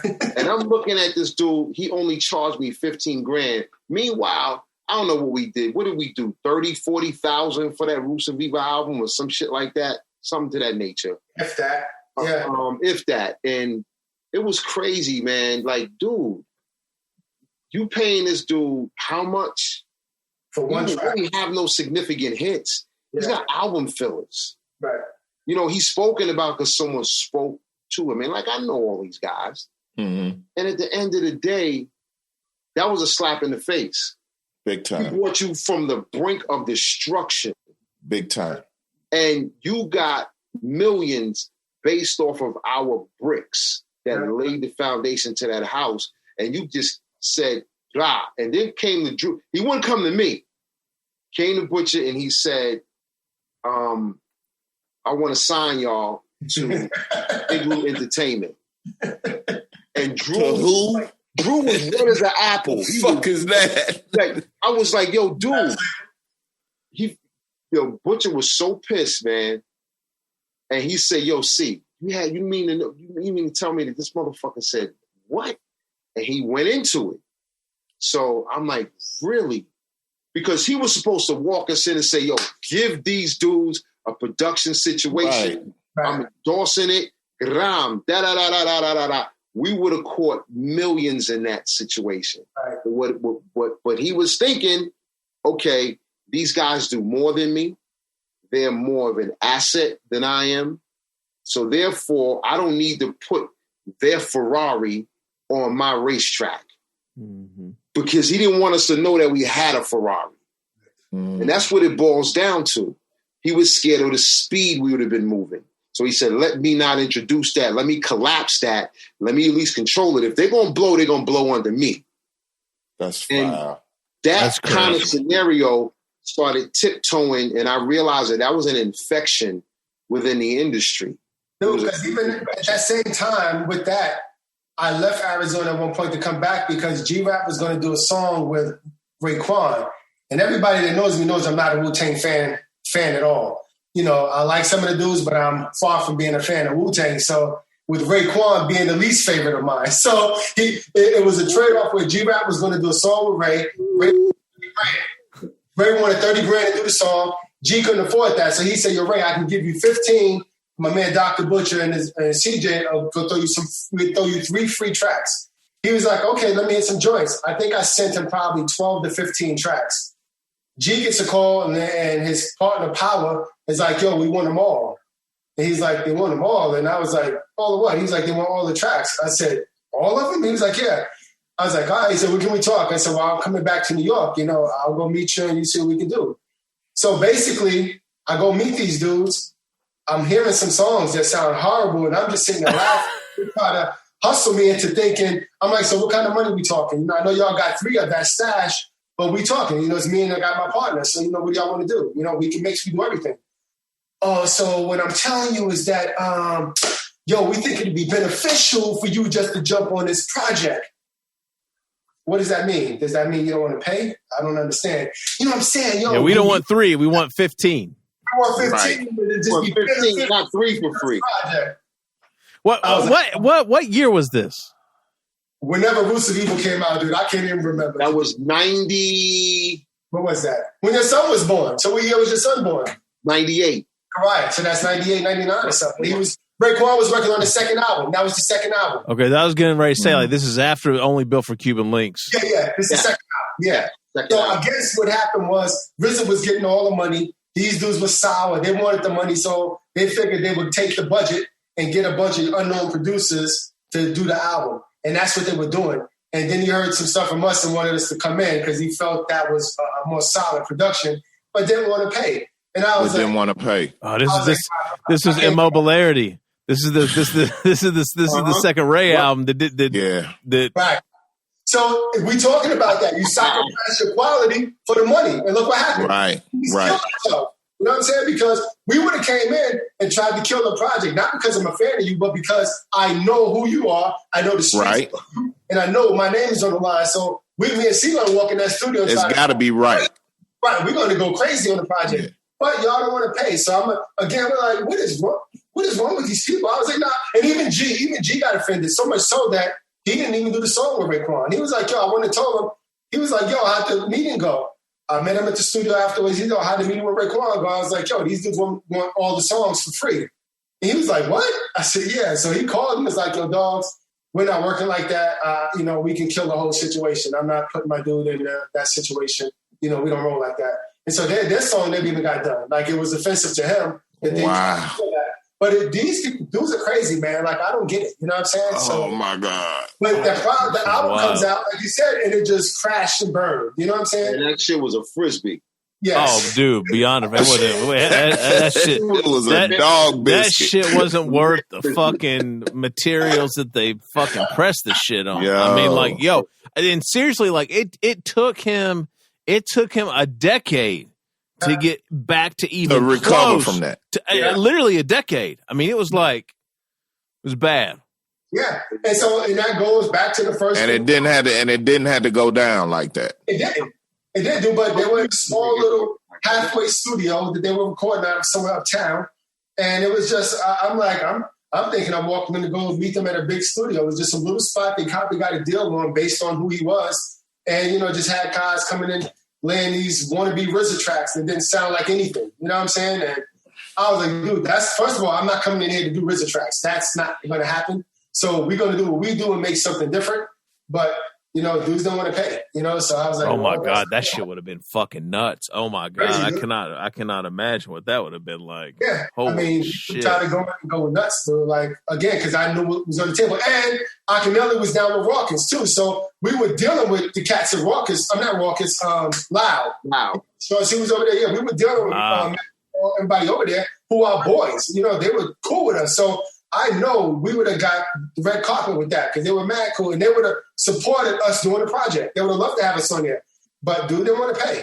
And I still could have went to them, but I was like, I'm going to leave it alone. You know what I'm saying? I'm not even going to put any energy into it. Like I said, I just wasn't a big Raekwon fan, so I didn't feel any way about it. I just, hey, y'all do you, I'm going to do me, and I'm going to turn it down. Man. I did not know you were not a Wu-Tang fan, Butcher. So that's not at all. Not at all. No, I like some of the rappers. Don't get me wrong, I like some of the rappers, but I've never owned a Wu-Tang record. I never listened to Wu-Tang records. So, but I like Meth. I like Jizza. He's okay, I was gonna say Liquid, like even Liquid Swords. I mean, like that motherfucker. I love Jizza's voice. I mean, I know about Jizza, he was gonna move. So, I mean, I always love the dude's voice and his metaphors, man. That dude's a dope cat. But he's the least seen. He's always quiet. You know what I'm saying? Word, yeah. But I would mess with him. You know what I'm saying? But I just wasn't with the whole Raekwon. That I felt like that was just some wannabe Nas stuff, dude. And I'm like, I can't be with the wannabe because the real dude is from my camp. You know what I'm saying? So I'm not as impressed. You know what I'm saying? And I think a lot of people don't get that, yo, Nas is our camp. So how can I be impressed by this dude when he's trying to sound like my dude? You know what I'm saying? So well, there's a lot of chatter back then too, like going on about Nas and Ray and Big and everybody like. Yeah. And then dudes are running around comparing RZA to Large Professor, who's nice. Yeah. that stuff was going on. I remember me and G going to do a session at Unique, and we were on the elevator, and the door stops at an earlier floor, and Apache gets over, one of his dudes. And Apache just starts to mouth and talking. He's looking, staring at me and G. And then he's like, we're like, yo, what up? And he's like, what's going on? And I know who he was, and he was like, yo, so you G-Rap, right? And he's like, yeah, what's up? He's like, yeah, I'm coming for that crown. And G's looking at him like, who's this cornball? Get the fuck out of here, man. But this is Apache saying this? Apache, yeah. He's like, oh, word? You coming? Word? G's serious. He's like, word? Yo, well, you can come upstairs. Come for it right now. You know what I'm saying? He like out-rap LATIFAH first, my dude. And when he was like, yo, who's that? I said, oh, that's Apache with that gangster bitch record. He was like, are you fucking kidding me? Like that dude's ass up, yo. It was hilarious, dude. He was That's crazy. Oh. I mean, Cash was telling me Apache was nice, but I was like, dude. Apache was talented, but he wasn't that talented. He wasn't on G-Rap. G-Rap was killing dudes at that point. He wasn't definitely ready for no G-Rap dude. So, yeah, but I can tell he was a fan because he kept smirking and just talking. I'm like, dude, you would have been better off just giving him pound, giving him dap, and telling him you appreciate him. And he would have invited you to the session, talking about wanting to battle him and coming at him. I was like, what's up with this dude? Fucking weirdos, man. Back to the fucking weirdo shit, man. So, yeah. so how do you guys see, like, doing this, like, moving forward? I mean, you even mentioned, like, this recently happening with someone that you're working with now. Like, that's the thing that I just don't understand right now. Is like, how do you even figure out, like, what to do or who to move with without pulling out contracts and getting so fucking complicated, Dude, it's almost like you got to do that. CJ's big on that. I'll be just trying to work with cats and be friendly. CJ's like, yo, Drew, man, you had the paperwork ready, CJ? You got to get the paperwork, man. Yeah, man. We put, look, nowadays, let me tell you something, man. Not to be elongated. Like, Bruce Scola, who was when Drew Hill reformed, and they had a new member, this guy, another guy from Baltimore, Bruce Scola. That was my artist. Yep. And we made him, we made this cat. So I gave him room to do the things that he needed to do. And this guy was homeless, man. And we put a lot of money in this cat's clothes. We had a big deal over at Capitol and said, okay. So he ran off. And he was a part of the deal that Butcher was talking about earlier that we had, the $400,000 deal. And he tried to, they tried to steal the artist. So he was the key ingredient to that, one of the key ingredients. And so I said, from now on, we got to do this, that, and the third. Dexter Dapp is another guy, a reggae artist who's, huge now. And he's like a teenage heartthrob cat, kind of like Cat. And ran off, did his own thing. So now, fast forwarding, we got to see some sort of an attachment, even if it's a one-off, even if it's okay, I'll ride with you on the next album. We could guarantee rights of refusal, whatever it is. We start dancing in those lanes where we kind of refused to dance like that before because we believed in people having their freedom to do what they needed to do. But people, in certain senses, they act like they don't want to deserve that long chain or that open rope. So we got to tighten the grip up because this only preserves us. Because at this point, when you look at catalogs, you want to be able to say, okay, that's my catalog. That's my catalog. So we could actually build other systems based on those catalogs because that's like your resume. You know what I'm saying? So within your resume, you say, hey, what do you have? Even selling your publishing or working your publishing, you got to have something substantial that holds weight. And if we say we did it, but it doesn't say we did it, because just we right. said, but the quotation doesn't say we did it, then we didn't do it. Whether it was right. for hire or whatever it was for, that's not the right approach to it. So we gotta be a little bit more refined on how we move from point A to point B. Right. And that's what it is right now. You know what I'm saying? So it boils down to how do you move forward from here? Who do you work with? We'll work basically with anybody, but now we're going to work with you like everybody else worked with you. So it's not no longer the cool dudes and that's my homeboy, blah blah blah blah blah blah blah. We are now the cool dudes. Yeah. That's going. But if you could do proper business with them, you damn sure gonna come and do proper business with us too. 100%. 100%. Yeah. And that's right there. That's what it is. Starts there, stops there. Yeah. If we can't, I ain't mad at you. Yeah. I'm gonna keep it moving because somebody behind you wants that work. Yeah. And we're gonna get it in. There you go. Amazing. Damn, I'm fucking shell shocked right now. I don't even know what to. Amazing. I remember CJ produced this girl. Where was she from? Germany, CJ? What was that girl from that artist? You talking about the bass player, Michelle and Giocello? No. You talking about a rapper, whatever. She couldn't get a deal, and CJ produced something for her that was off the charts, dude. Like, I mean, she let me hear it. It was off the charts, but she didn't want to sign to him. She wanted to just run with this record and do her own thing because she was overseas. But CJ wouldn't let it go. And I remember being on AOL when they had the AOL chat at the time. Everybody would be on the AOL chats. He hit me up, and I was like, who is this girl? I don't even know who you are. I think I did, but at the time I was just bugging out. And she was crying to me, please, can you talk to CJ and ask him to let the track go? Because I guess it was people that heard it. It got so popular, and she was going to blow, but she didn't want to sign. And when I talked to CJ, I was like, you don't want to just let it run with it? He was like, no. But I understood, because if you know the song is this hot and it's going to blow up, why are you so against signing? Why not do the business? Right. Why do you not want to take care of your business? And nothing ever happened. You know, just do the one-off. Do the one-off. Exactly. No, and it was a mean record, dude. A mean. Serious record, man. Serious record, yo. She couldn't believe it, dude. She was going so crazy. She knew she had the biggest hit she ever had in her life. And, I mean, everybody wanted it. Everybody was ready for it. But she didn't want to do what she was supposed to do in the business end. And so we couldn't turn the music over to her. Yeah, she was from Hungary. Hungary, okay. Yeah, she was from Hungary. She was Hungarian. Pretty girl. Tamaya. I forgot her rap name, but, it was Tamaya. Yeah. And Stretch Armstrong called me about her. Yeah. Because she was friends with this other chick named Beata. And she was running around with that girl from when Puffy did that making the band thing. That was one of her homegirls too. The Sarah chick. The singer. Yeah, right. That was her homegirl. Yeah, that was her homegirl. Yeah. Man, and they were kind of bugging out off of it. So I said, nah, if you don't want to put your name on the dotted line, I ain't. And it's funny you mentioned that, because that was my favorite entertainment piece of that time. Making the Band, right. that first season of Making the Band, that was pure comedy for me. Because it was musical and it was interesting, because it always had a turn. It always had a turn in it.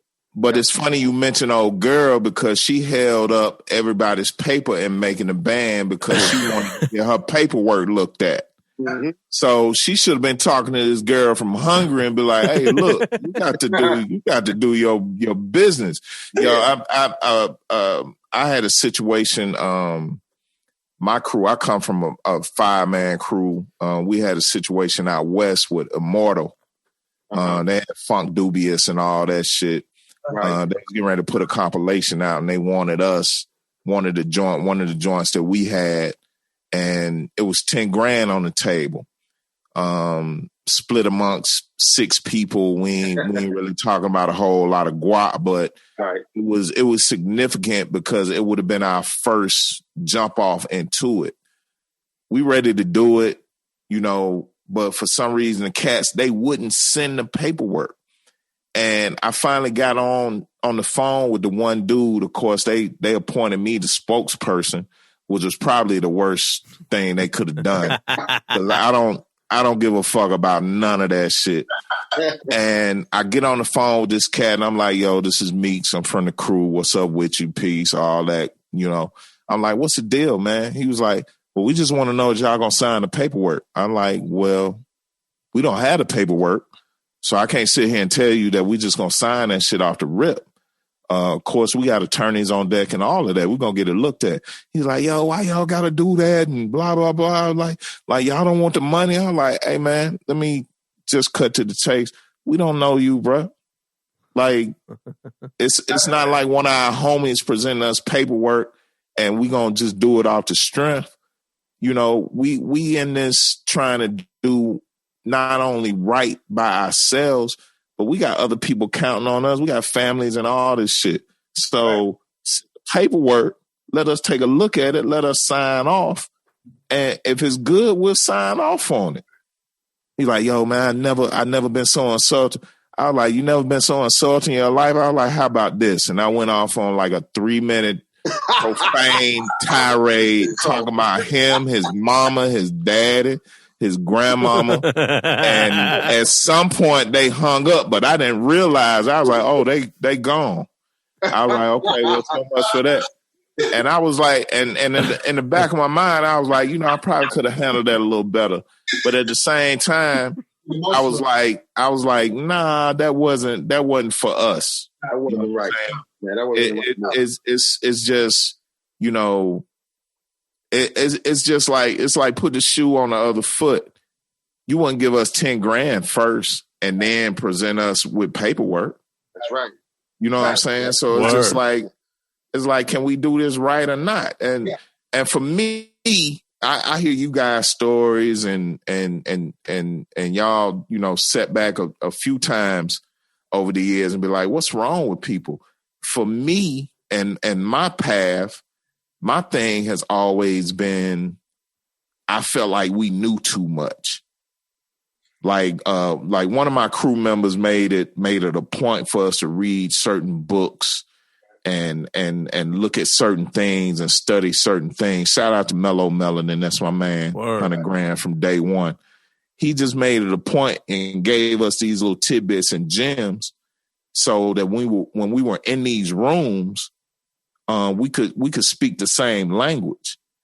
But come to find out, when you're in those rooms and your artists trying to get on, they don't like the fact that you know the language. Yes, not at all. And that's an intimidating factor. Like we was talking about with showing up with y'all's beats and they blowing everybody's shit out of the water.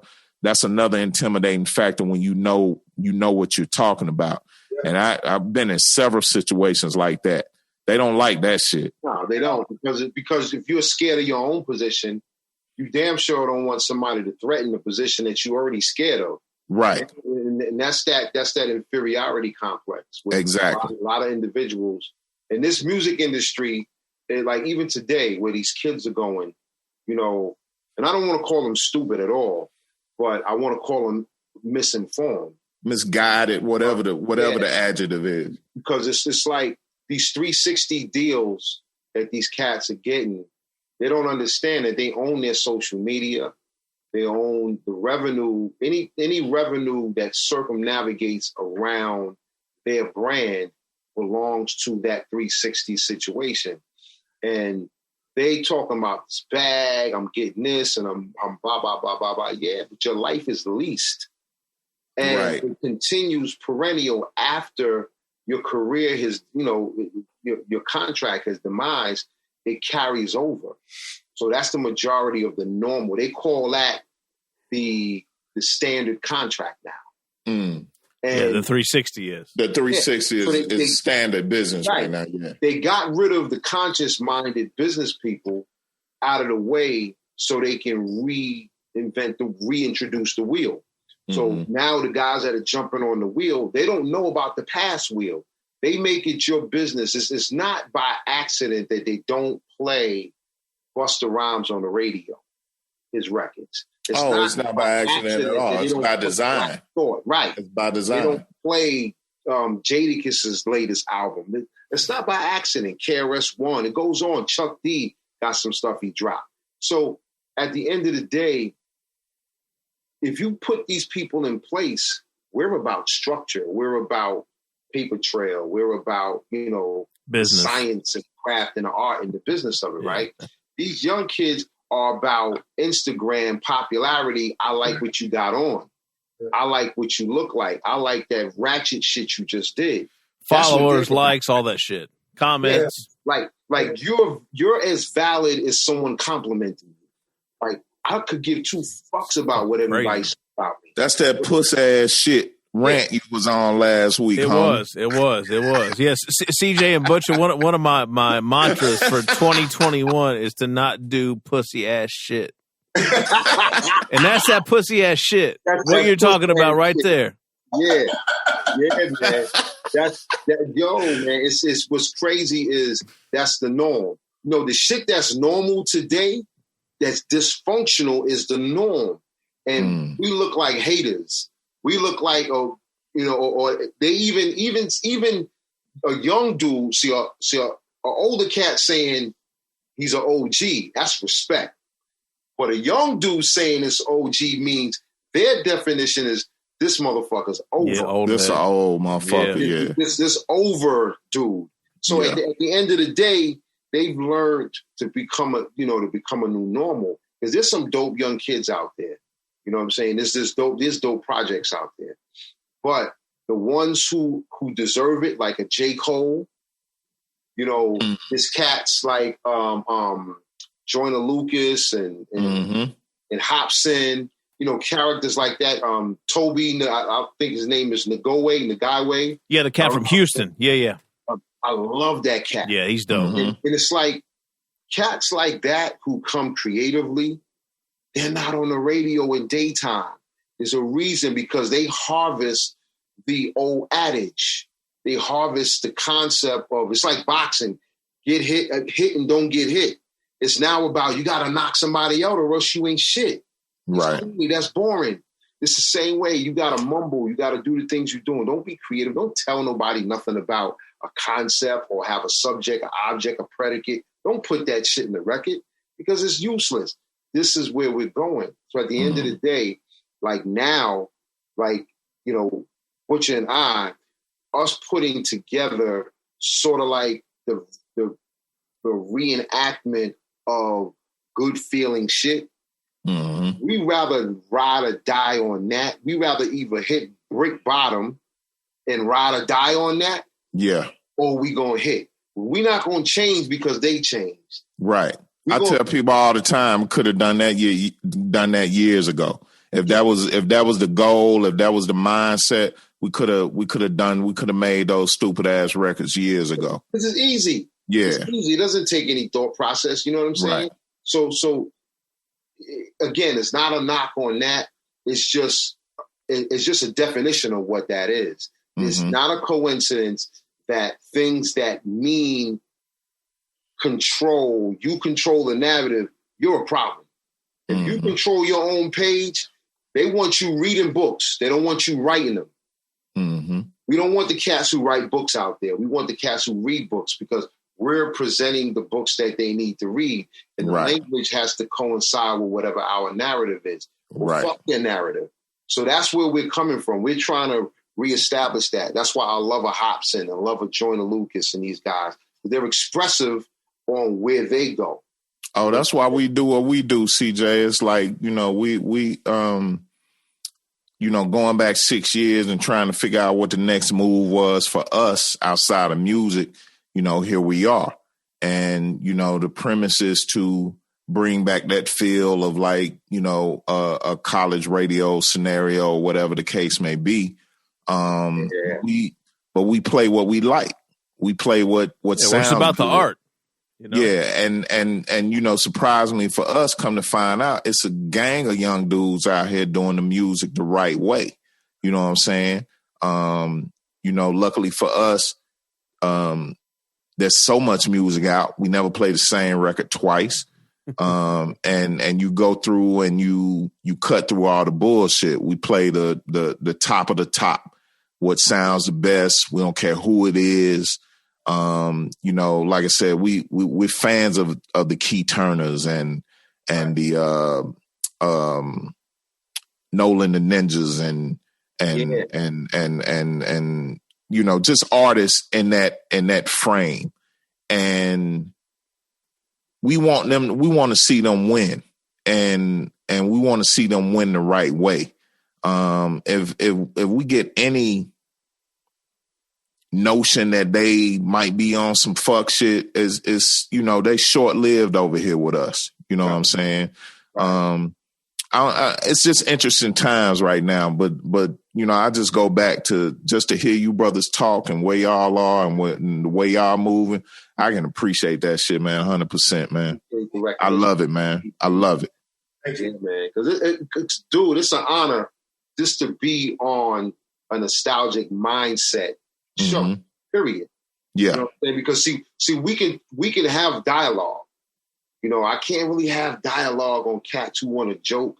Now, we can have fun. We can do all the things, but not when you make a buffoonery of a real deal historical craft work. This is a real deal historical craft work. Yeah. There's a mantra behind hip hop. It's not just it's the dancing, it's the graffiti, it's everything. How we wash that shit out is bugged out to me. They still do in golf what they used to do 50 years ago. They still do in hockey, in baseball, in basketball, the same shit. The stock market works the exact same way. Right. How the fuck would you fix something that's not broke? Right. This shit was not broke. Nah. Last time I remember, the Budweiser Fest had a rainbow coalition of artists. Beastie Boys, Run DMC, Big Daddy Kane, Public Enemy, Houdini, Bismarck. None of them motherfuckers sound alike. No. But that's a collage of shit. Now you got, he may have 10 artists, 10 fans. He might have 10. They all might have 10 fans. But together, if it's 5 acts, that's 50 fucking fans that get to see their favorite act. And the act they didn't come to see, they still get to see them because they brought all walks of life. That's gone. That is fucking gone. Because little Bop Bop and little whoever the fuck out there. Little Bop Bop. You know what I'm saying? Them dudes. I'd be damn if don't nobody come out next week and that's they rap. Yeah, little Bop Bop in them. You might need to trademark that. You might need to cut that out. Did you get your paper yet? Stop talking, CJ. You're giving the people too much right now. Won't. Stop it. Stop, Meeks. This needs to be a call that's not recorded and not publicly published. Oh yeah, man. Well, yo, brothers, look, we took a gang of y'all time tonight, man. I can't wait to hear these fucking breakbeat records, man. Butcher played me one over the phone, and I can't wait to hear these shits for real. Did you play the Nautilus sounding one? Or yeah. So, yo, on that note, on the way out, man, just remind the people of who you are and what y'all got coming up, where they can go put some bread in your pocket or just follow or subscribe or whatever, man. Let the people know what it is. Butch, you want to lead that? Well, we got, like I said, we're working on CL Smooth. And again, John Doe is going to be a part of that with us. We got some breakbeat project we're trying to do. It'll be all vinyl release for overseas. We're working with our man Pritt overseas. We're going to try to release that with them. Once all this stuff gets try to get over this COVID scenario. And just, we got KE TURNER, Ray Luger, just other artists that are surfacing. People want to work. I got my cousin down in Charlotte, young cat, he's trying to do his thing, more trap-based, but he's super talented, multi-instrumentalist. So we're trying to grab all the young hands as well and help these guys and guide them. And I love him because he's receptive to our minds, so he calls me all the time just for advice on what to do with his career, and things like that. I just love having that around. And, we just want to try to bang things out, man, and just stay active. The doors opened up with this Rob SWIFT Sinista project. And that was the intent for us. We just needed to get back in the game to show cats we still doing it. And now we want to take that and move forward and just introduce a lot of other projects, So I know me and Doe talk about trying to come up with a crazy idea to do some stuff as well. Even with the breakbeats, we talked about that too, doing some stuff just like that. So all of us, man, together, collaborate, man. We have our own forums, we do what we do. And I think we just have to work as a team, man. Unfortunately, that's been elusive for me and CJ throughout our career. Trying to bring people on board and work as a collective group can't happen. I don't know why. Whereas you go out to California or the South, every time I'm somewhere else with other producers, they have a team of 10, 15 people who just work. But in New York, dude, the mindset is me, I always. And I think that was always a big hurdle, dude, like trying to get by that, because everybody wants to be a part of what you're doing, but nobody invites you into what they're doing. You know, so it was like all this competitive stuff going on, man. And I don't really got time for that. I'm not somebody who would run into the clubs to rub shoulders and smoke weed or do whatever with someone just to sell tracks. You know what I'm saying? If you didn't like me for what I could do, then you're not going to like me. You know what I'm saying? It's simple. I'm not kissing up to anybody.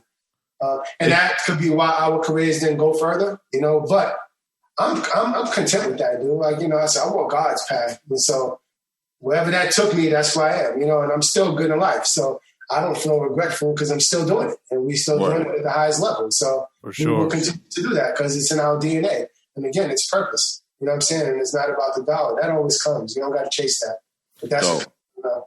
It's funny. We were talking about Chuck D earlier. CJ, I think you mentioned Chuck. I think he's been mentioned a few times in here. But I read I was reading an article by him a couple of years ago, and something really struck me. And Butcher, to your point, where Chuck felt that one of the, I guess, strengths about what happened with Public Enemy is that there were a number of people that were all kind of, you know, unified, and they were moving as one unit, and everyone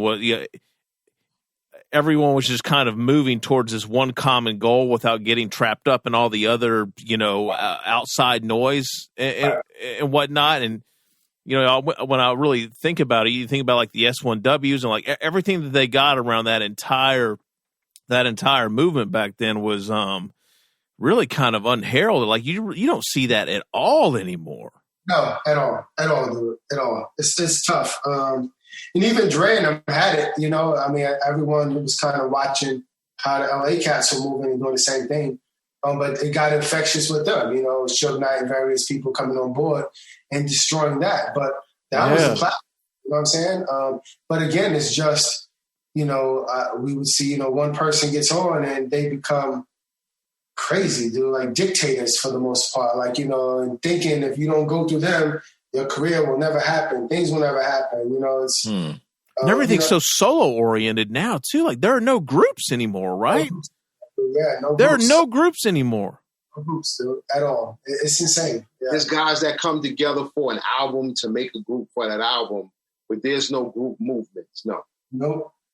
Yeah. I mean, you think about like PE, right? I mean, even like the Woo was kind of loosely a group, right? But I mean, you think about PE, like you had Bomb Squad, you had the production team, you had Flav, you had Chuck, you had dancers, you had like the whole thing, man. Like the whole, like, you had a brand, you had a package, you had everything. Right? Yeah.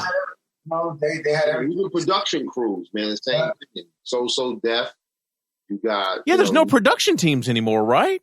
Right. No. Everybody's homeboys that team up, and we get together tomorrow, and we're apart next month. You know. Right. It's no system. You know. The what is it? The Def Squad and you know all of that. Mafia. Yeah, I mean just different things. All these groups, with all these production teams at one point. That's kind of either quiet or has gone away as well. Even like Mike Will, like remember, Meeks, like Mike Will was like had a stable of guys, and like it even seems like those guys kind of like have broken apart now, and everybody's just doing their own thing now. It's kind of weird. Yeah, well, that was the mentality to begin with. You know, you got to think these guys that initially came together as a crew, in the back of their mind, you know, they were just waiting on that moment where I could strike out on my own. Right. That's always going to be the downfall. Yeah. It's no one for all for one system. Right. That's always going to be the downfall. As soon as I see that little bit of light come through the crack, I'm out. Yeah, that's crazy.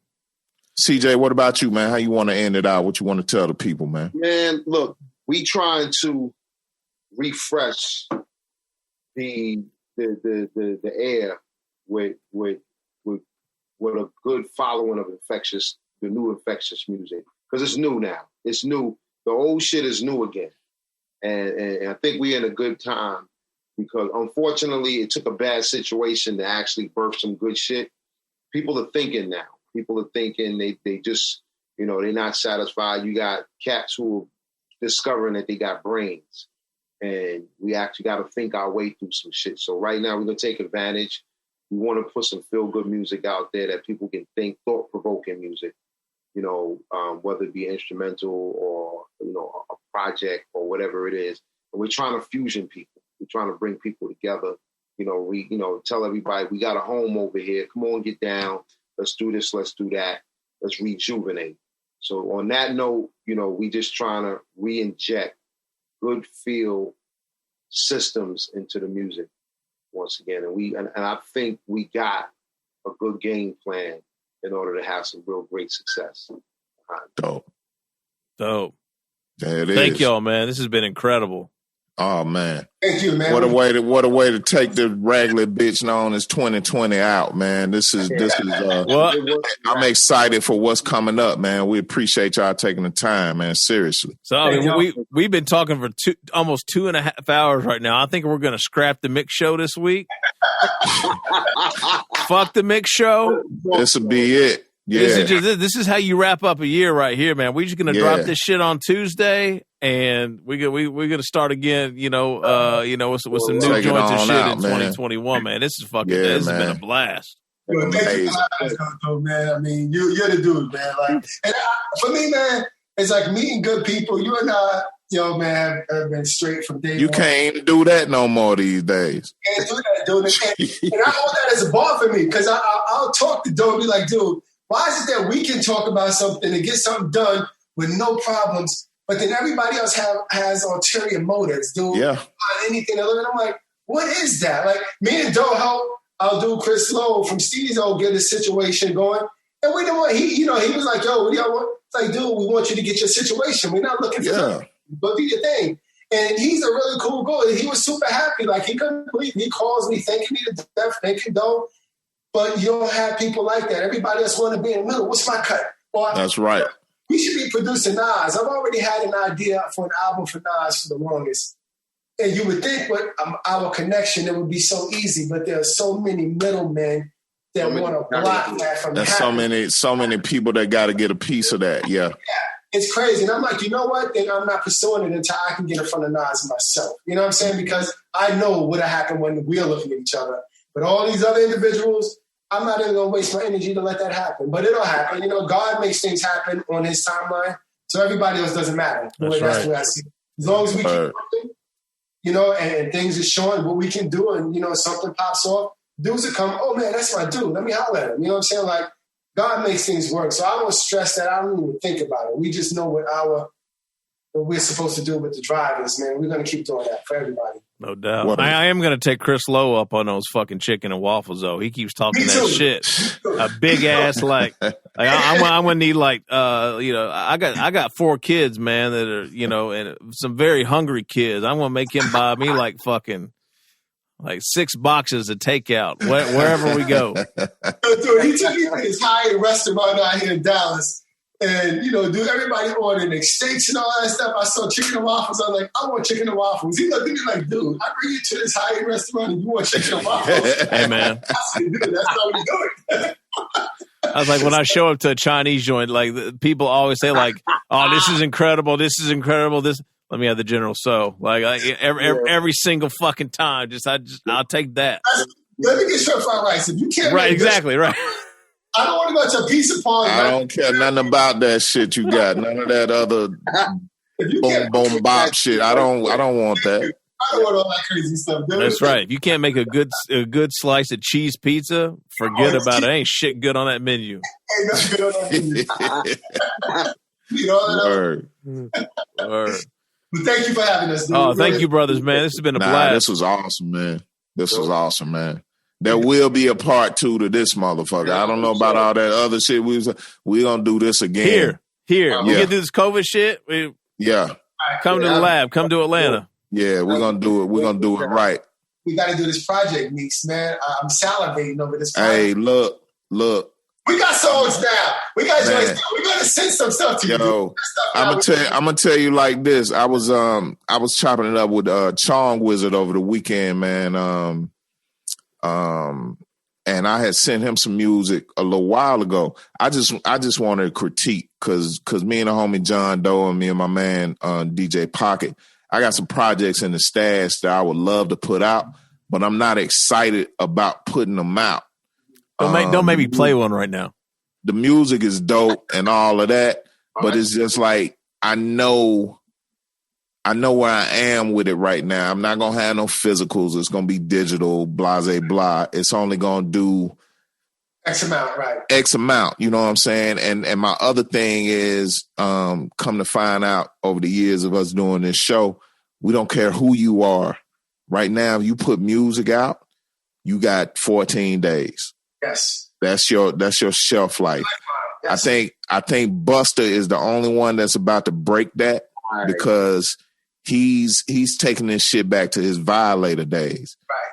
He's gonna run ELE 2 until the same time next year. I guarantee it. Right. Yeah. He's got a video for every joint. Just released the deluxe joint and all of that. He's killing it right now, and it's deserved. You know what I mean? So it's just like that music's old too. Yeah, exactly. He said we're talking about 5-6 years. 11. Try 11. Yeah. 20 he said years. 20 plus years. Some of them verses. Yeah. Oh my God! I tracked some of them verses. Really? Wow. Yeah. That's crazy. On other songs. That's crazy. That's a fact. Yeah. So why did that happen? Like, I don't understand. It's just it's what we just got through talking about. It's to where the music is now. Busta can't survive in that shit. Yeah. I mean, we talking about another artist that was in the Aftermath dungeon. You know what I mean?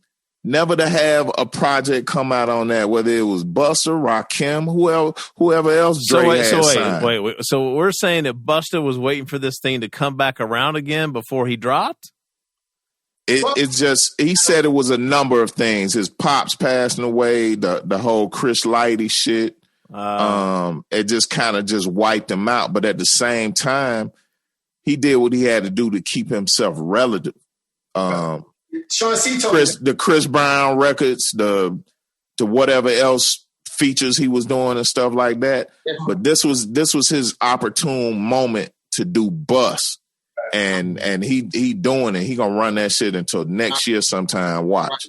That's a fact. He's already showing the pattern of doing it. But you know, at the end of the day, it's timeless. When you do good again, you stick and move, hit and not get hit.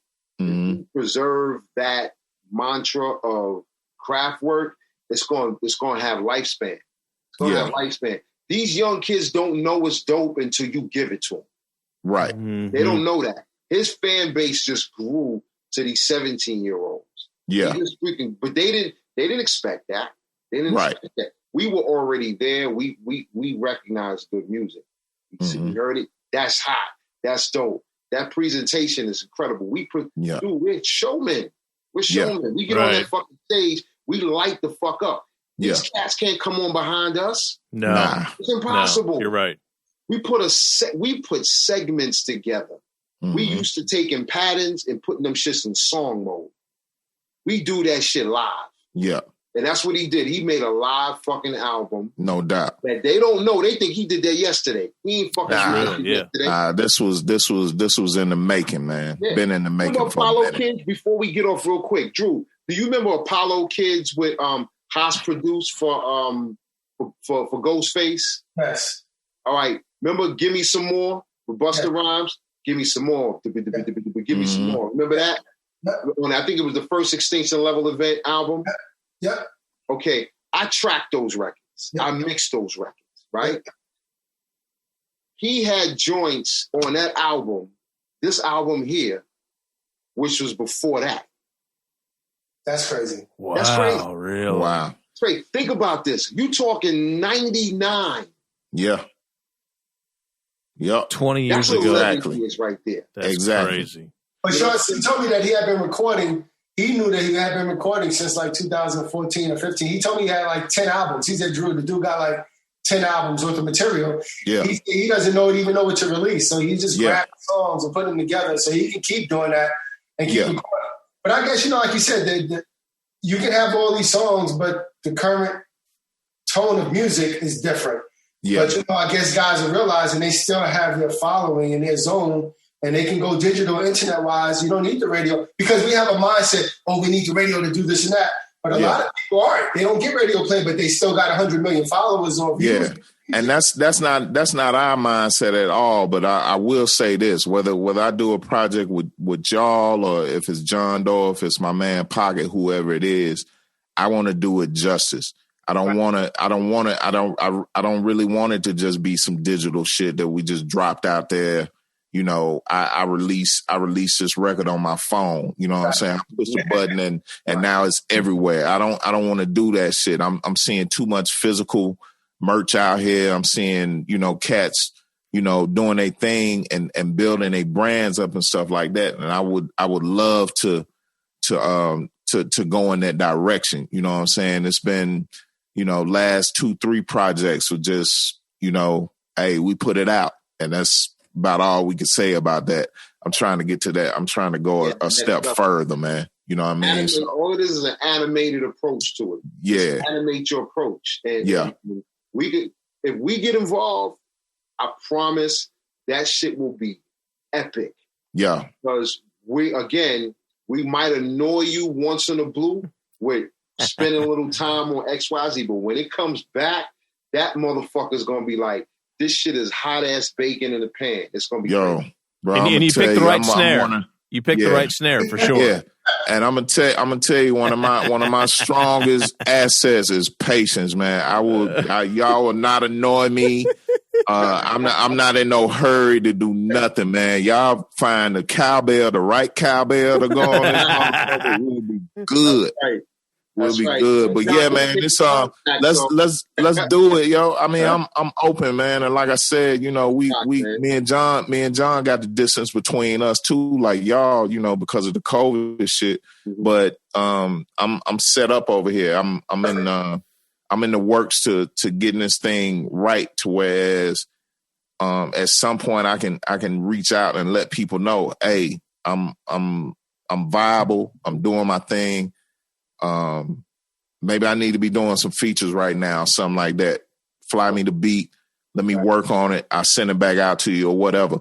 I'm open for whatever, fellas. So if we can do Meeks it. Meeks can write too. Meeks can write. He don't even have to rap. He can write. Nah. This guy's fucking chorus and hook game, dude. Hey, he's crazy. Meeks is crazy, dude. You gotta hear. Y'all gotta give us. I'm saying. You gotta send us to join. See, he's crazy. You about to embark on some history? Is that's all we talking about? Let's do it. That's what it sounds like to me. I'd rather be involved with that than anything else, man. He's right in pocket with us, dude. Meek is crazy, dude. You'll love him. All right, man, I'm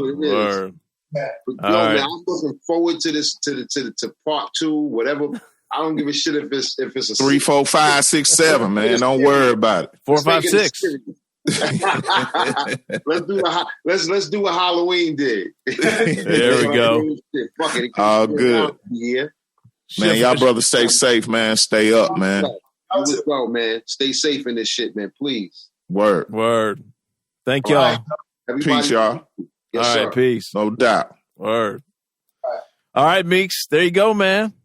Yeah, man, we hadn't done one of these joints in a minute, man. Like I know this rivals the Nappy Roots interview. Nappy Roots, I think it does. And Count Bass D. I remember when we finished with Count. Count was like, "Man, y'all need to break that joint up." It was like, we ain't really got that kind of time, Count.